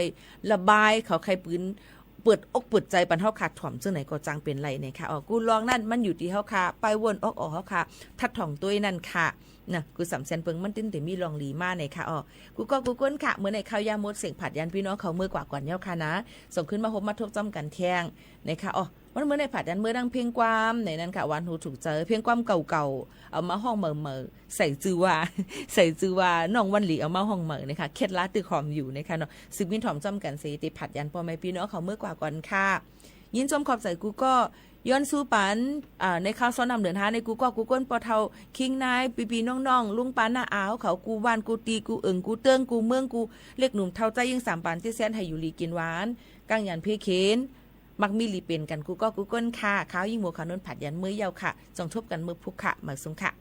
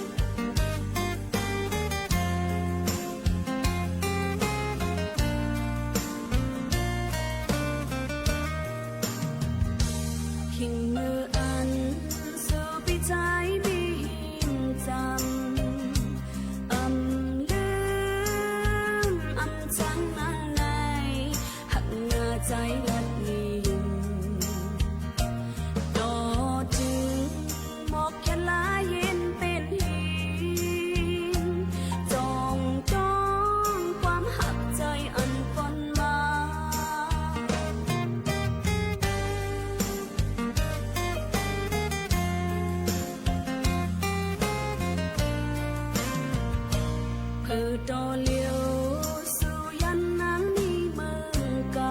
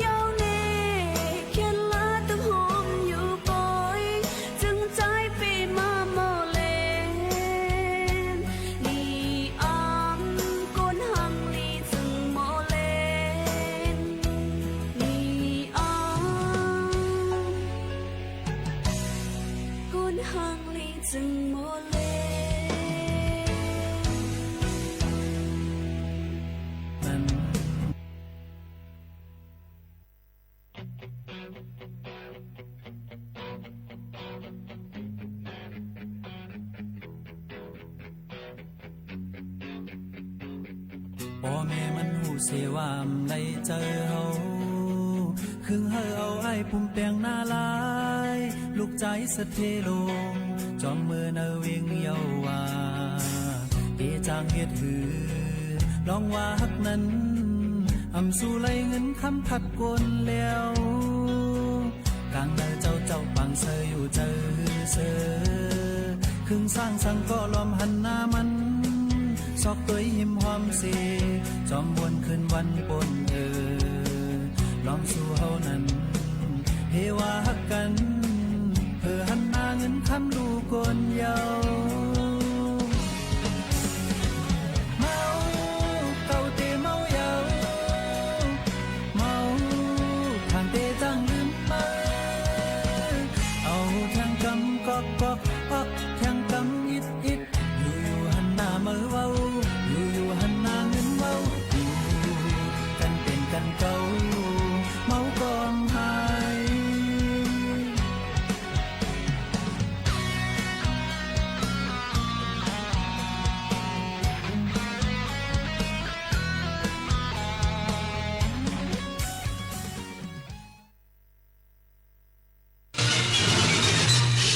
สถานีวิทยุกระจายเสียงแห่งประเทศไทยและเครือข่ายทั่วประเทศเสนอข่าวต้นชั่วโมง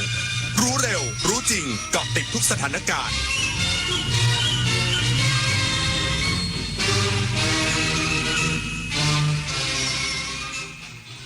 รับฟังข่าวต้นชั่วโมง 23 นาฬิกากับธราวุฒิวิชัยดิษฐ์ครับกรมพัฒนาธุรกิจการค้าเร่งปราบปรามกลุ่มนอมินีเปิดบัญชีม้า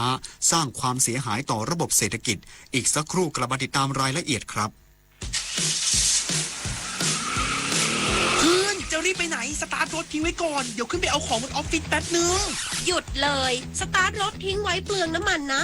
แค่ไม่กี่นาทีเองพลังงานไม่หมดโลกมั้งคำว่าแค่แป๊บเดียวของทุกคนรวมกันหมายถึงพลังงานมหาศาลที่ถูกทิ้งไปเปล่าๆเลยนะจริงด้วยนึกว่าเรื่องเล็กแต่มันเรื่องใหญ่กว่าที่คิดอีกนะเนี่ยร่วมกันประหยัดพลังงานเพื่อประเทศชาติและโลกของเราแผ่นดินนี้หล่อหลอมเราด้วยความรักความเสียสละและความสามัคคีชาติศาสนาพระมหากษัตริย์คือศูนย์รวมจิตใจที่ทำให้คนไทยยืนหยัดอย่างภาคภูมิร่วมกันทำความดีรักษาวัฒนธรรมและส่งต่อความรักนี้จากรุ่นสู่รุ่นเพราะหัวใจของคนไทยรวมเป็นหนึ่งเดียวเพื่อสถาบันหลักของชาติเรารักประเทศไทย ระวังเพจปลอมขายสินค้าหรือบริการที่ไม่มีอยู่จริงระวังวิดีโอคอลลวงเงินเหยื่อระวังหลอกลงทุนอ้างผลตอบแทนสูงเพราะวัยไหนอาชีพอะไรก็ตกเป็นเหยื่อของโจรออนไลน์ได้ระวังตัวก่อนคลิกทุกครั้งตั้งคำถามก่อนเชื่อทุกข้อความอย่ารีบจนขาดสติก่อนโอนทุกบาทเจอโจรออนไลน์แจ้งตำรวจไซเบอร์1441ตลอด24ชั่วโมงจำไว้ให้ขึ้นใจรีบโอนโจรยิ้มภัยคุกคามข้ามแดนไม่หยุดอยู่แค่พรมแดนของประเทศทั้งอาชญากรรมไซเบอร์การลักลอบค้ามนุษย์และยาเสพติดประชาคมอาเซียนจึงร่วมมือกันอย่างใกล้ชิดแลกเปลี่ยนข้อมูลเสริมสร้างความมั่นคงและปกป้องประชาชนประเทศไทยพร้อมเป็นส่วนหนึ่งของพลังความร่วมมือในภูมิภาคอาเซียนอาเซียนเข้มแข็งร่วมแรงต้านภัยข้ามแดนเพื่อความปลอดภัยของประชาคมอาเซียนกรมพัฒนาธุรกิจการค้าเร่งปราบปรามกลุ่มนอมินีที่ใช้ช่องทางการจดทะเบียนธุรกิจดิจิทัลเปิดบัญชีม้าสร้างความเสียหายต่อระบบเศรษฐกิจ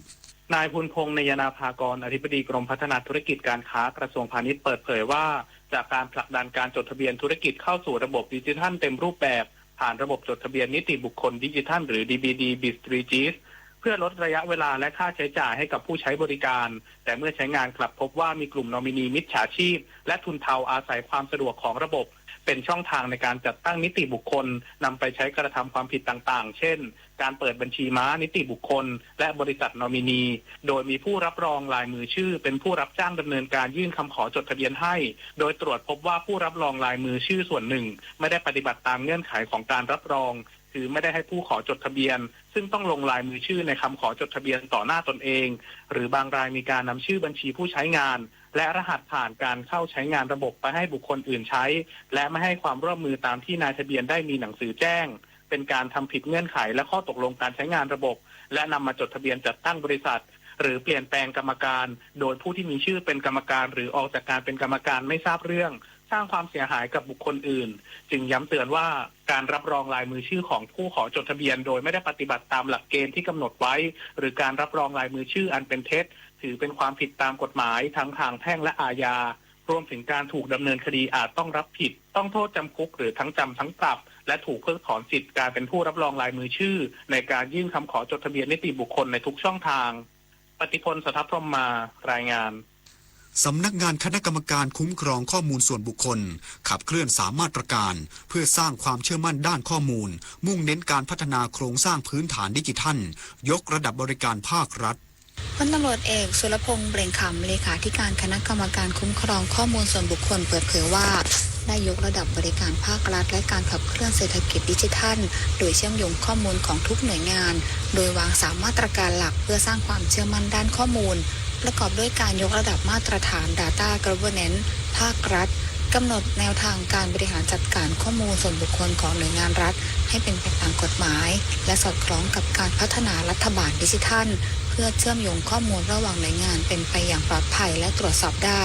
ผลักดันหลักการใช้ข้อมูลเท่าที่จำเป็นเน้นย้ำให้ทุกหน่วยงานใช้ข้อมูลส่วนบุคคลเท่าที่จำเป็นตามวัตถุประสงค์และเสริมความเข้มงวดด้านการตรวจสอบและบังคับใช้กฎหมายเพิ่มการตรวจสอบเชิงรุกในหน่วยงานภาครัฐและเอกชนโดยเฉพาะกรณีที่มีการใช้หรือเชื่อมโยงข้อมูลจำนวนมากเพื่อป้องกันความเสี่ยงด้านข้อมูลรั่วไหลและการนำไปใช้โดยไม่ชอบ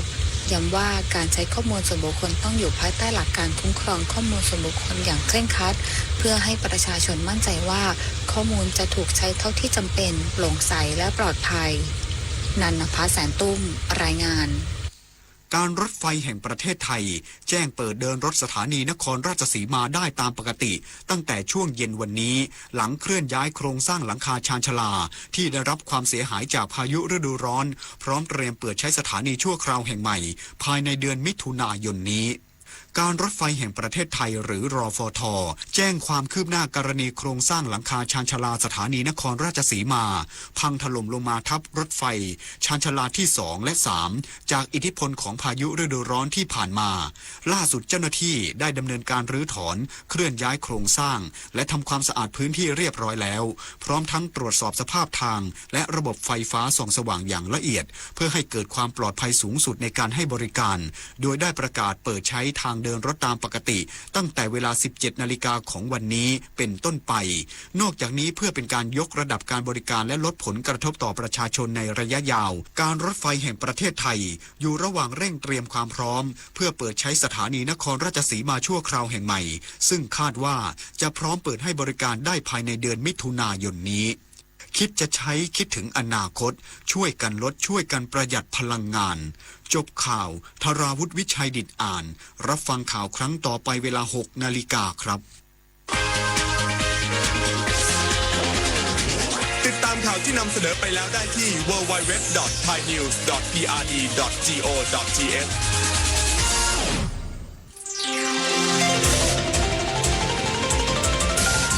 วิทยุแห่งประเทศไทย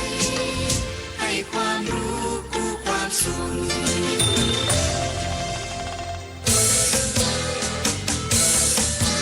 เรื่องราวในโลกดนตรีล้วนแล้วมากมีหลากหลายในสีสันเรื่องราวในโลกดนตรีล้วนแล้วมากมีหลากหลายในสีสันเส้นทางศิลปินสายนั้นเป็นเส้นทางสืบทอดมายาวนานเป็นเส้นทางสายส่องแห่งทศตวรรษผูกสัมพันธ์สุดซึ้งถึงผู้คน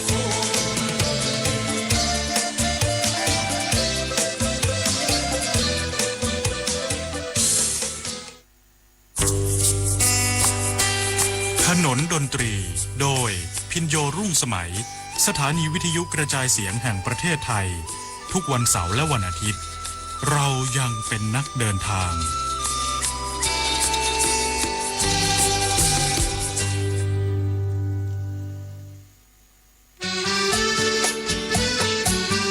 คนเพื่อชีวิตใกล้ชิดกันยิ่งขึ้น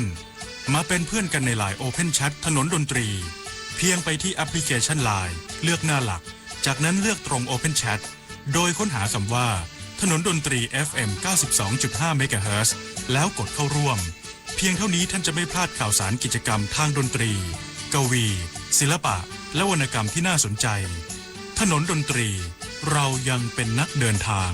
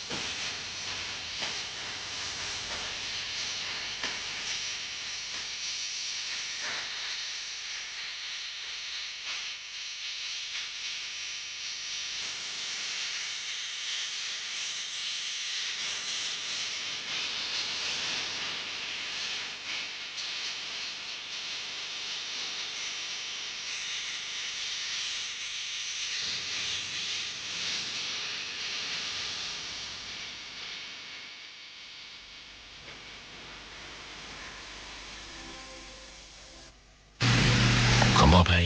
เพื่อนรักที่อยู่ในดินแดนซึ่งก็เป็นประเทศที่สร้างความปั่นป่วนให้เกิดขึ้นในระหว่างนี้นะครับก็อยู่เท็กซัสนะฮะที่อเมริกาก็ฟังถนนดนตรีได้จากการออนไลน์นะครับอวยพรวันเกิดข้ามประเทศกันเลยนะฮะที่ผ่านมากับเพื่อนรักวัดนวลนรดิตเมตตานะครับที่ตั้งแต่เรียนกันมาก็เป็นเพื่อนตัวเล็กๆแต่ว่า ว่าไปด้วยน้ำจิตน้ำใจแล้วก็มีความเฮฮาสนุกสนานอยู่เสมอเดินทางกลับมาเมืองไทยก็ถ้าคิดถึงบ้านกลับมาที่บ้านเราก็แล้วกันนะครับยังมีความอบอุ่นที่อยู่กับในพื้นแผ่นดินของเราตรงนี้ด้วยนะครับเดินทางกันในชั่วโมงสุดท้ายของถนนดนตรีกับผมพิญโยรุ่งสมัยและคุณสุภเลิศธรรมฤดีควบคุมเสียงนะครับเพลงที่คุณขอมาทางแบบฟอร์ม Google Form ให้ไว้บูนะครับเป็นเวอร์ชันเริ่มต้นแรกเริ่มของบังกลาเทศแบนด์นะครับหนึ่งในวงที่ก่อกำเนิดขึ้นมาและระหว่างทอเซนสัญจรและบังกลาเทศแบนด์ก็เป็นนามของวงคาราวานนี่คืองานที่ในทองกลางธนาเขียนไว้นะครับบูครับ เ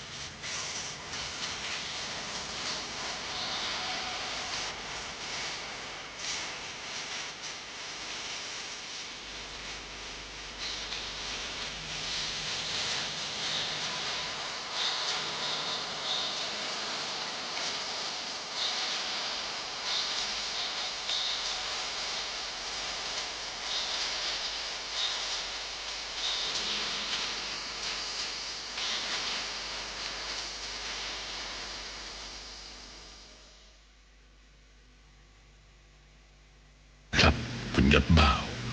บอกขอนอนขอทะเลใจก็เลยมอบให้ในช่วงนี้เมื่อสักครู่พูดผิดนะครับบูบูเป็นเพลงของนวินัยอุกฤษที่เขียนให้กับนาอื่นทองการธนากำลังดูในไลน์แล้วหลายเพลงกำลังจะชดใช้ให้นะครับที่ขอกันในไลน์พอดีผมไม่ได้อ่านไลน์มากนักนะครับกำลังดูว่าจากที่จะส่งให้คุณวสันต์เพื่อนจอกนะออกแบบในเดือนต่อไปนะครับว่าจะใช้ชื่ออะไรแต่แรกคาราบาวเนี่ยจะใช้ชื่อว่าเจ้านายลาก่อนเจ้านายฉันไม่ใช่ควายจนตรอกคนจนผู้ยิ่งใหญ่กำลังคิดหรือจะเปลี่ยนมาเป็นทะเลใจว่าในคำที่ทะเลใจเพลงนี้ก็มีเขียนว่าเป็นมิตรแท้ที่ดีตลอดไปมิตรแท้ที่ดีต่อกันตลอดไปก็ดีนะกำลังคิดคือต้องเอาคำจากเพลงเนี่ยมาใช้ชื่อเป็นตอนๆให้คุณจอกวสันต์เขาออกแบบโปสเตอร์แบนเนอร์แล้วก็เป็นชื่อเอาไว้แล้วก็อยู่ในบัตรนะครับที่ห้อยคอบัตรที่แจกในการลงทะเบียนให้คุณเนี่ยเก็บเอาไว้เป็นที่ระลึกนะครับและเก็บไว้ดีๆนะครับเพราะว่าคนที่ออกแบบเนี่ยเขาตั้งใจมากแล้วก็ทำออกมาอย่างสุดฝีมือจริงๆนะครับนั่งเพ่งสายตาถ้าจะทะลุออกมาดูจอคอมพิวเตอร์กันทุกวันก็ดูแลสุขภาพด้วยนะครับเพื่อนรักทั้งนั้นเลยนะครับผมนี่ก็ต้องขอบคุณในสิ่งที่มีมิตรภาพและไมตรีจิตที่ให้ต่อกันและกันที่มีเพื่อนดีเพื่อนที่รักกันมากมายแล้วก็ส่งผลให้กับการทำงานนะครับจะเป็นการทำงานให้กับไม่ใช่ตัวผมเองแต่ให้กับพี่น้องประชาชนตามที่เราได้ตั้งใจกันไว้กับเพลงที่มอบให้นะฮะเดี๋ยวว่าท้องทะเลอีกสักชุดหนึ่งให้เธอครับ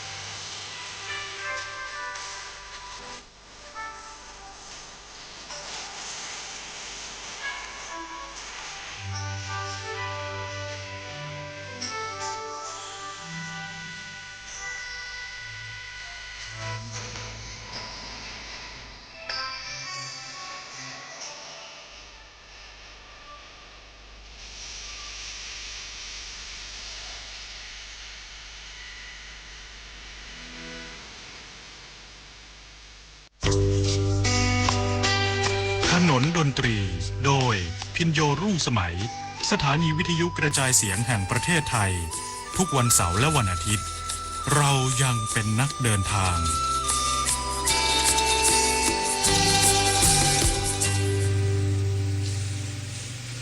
5:34 นาทีนะครับครึ่งชั่วโมงสุดท้ายก่อนทนดนตรีแล้วก็ทะเลแล้วก็เลยนึกถึงอยากให้เพื่อนๆที่สนิทกันนี่พอเกษียณแล้วก็หาเวลาไปทะเลที่เราเคยไปกันตั้งสมัยเด็กๆอย่างเช่นที่บ้านก้นอ่าวที่ระยองนะฮะถ้าไปทำกิจกรรมตรงแต่แถวนั้นเป็นสำนักสงฆ์ที่หนึ่งนานแล้วนะครับผมไม่ได้ไปกันนานมากว่าเวลาไปทำกิจกรรมกองร้อยพิเศษก็จะไปที่ตรงแถวเนี้ยนะครับสมัยก่อนก็ไม่ค่อยมีคนนะบ้านก้นอ่าวที่ระยองแต่ตอนนี้แน่นอนนะคนต้องล้นหลามเพราะว่าต้องมีที่พักโรงแรมรีสอร์ทอะไรก็เกิดขึ้นนะฮะก็มีธรรมชาติที่ไหนก็คนก็ไปที่นั่นนะครับที่ไหนสวยก็ไปกันหมดแล้วก็อยากจะไปเก็บเอาไว้เป็นของตนเองแต่มันเก็บไม่ได้หรอกนะครับเก็บเอาไว้ในบางส่วนก็จะต้องคืนสู่ธรรมชาติเหมือนกับสึนามิที่เคยผ่านมานะครับเพลงที่คนขอมาทางในไลน์นะครับเดี๋ยวจะลืมซะก่อนนะฮะสิจะคุณชื่ออะไรเฉากล้วยใช่ไหมครับวันนี้มีสมาชิกใหม่ๆเข้ามาในไลน์เยอะเหมือนกันนะครับครับดีครับให้เพิ่มไปเรื่อยๆจะได้ครบ 1,000 สักทีหนึ่งนะครับแล้วก็ป้าต่อยนะครับที่ขอร้อยบุพาครับกับ2 เพลงที่ขึ้นเข้ามาครับ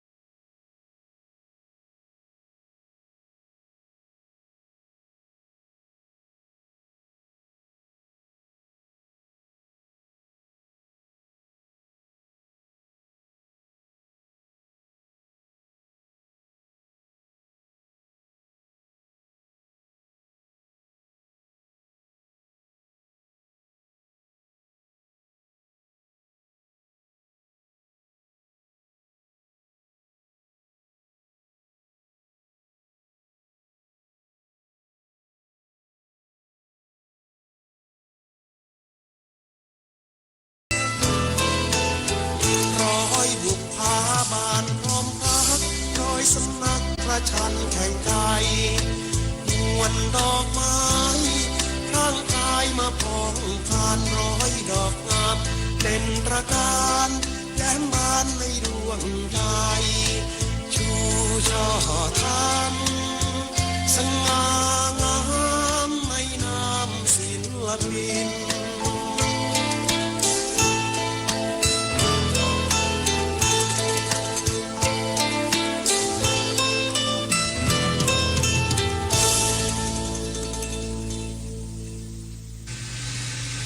ในไลน์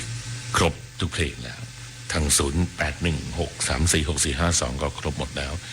ที่เมื่อวานขอไว้แล้วจัดให้แล้วเราบอกว่าหลับไปซะก่อนไม่ได้ฟังเพลงของอ้อยกระทอนนะฮะเมื่อวานที่จัดไปแล้วนะครับสำหรับเพลงอะไรนะดอกไม้ดอกนั้นไม่ได้บานอีกแล้วนะครับทีนี้ใน Google Form ที่แอดมินช่างน้อยนักเดินทางเขาส่งมาให้แล้วก็ยังมีค้างอยู่จริงมีค้างอยู่ถึง3เพลงนะครับเวลาจะทันไหมคือออสี่เนี่ยมีน้ำฝนด้วยนะครับน้ำฝนตลอดเวลากุหลาบเวียงพิงสาวน้อยแห่งโลกเสรีนี่ต่อสักจันกัดเดี๋ยวขอติดค้างไว้ก่อนนะครับเพราะว่าน่าจะเป็นอยู่ในซีดีผมกำลังจะไปลื้อซีดีที่ตู้ทั้งหมดกลับบ้านนะครับเพราะว่าเดี๋ยวเราจะต้องขนของทุกอย่างจากทางที่เราใช้งานในที่ราชการนี่นะครับที่เป็นของส่วนตัวเราก็จะเก็บกลับบ้าน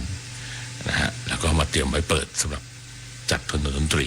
ที่บ้านเหมือนเช่นที่ตอนนี้นะครับที่เราส่งสัญญาณได้ทางอินเทอร์เน็ตแล้วก็จัดสดเป็นประจำทุกวันเสาร์อาทิตย์ตลอด31ปีที่ผ่านมานะครับก็จะ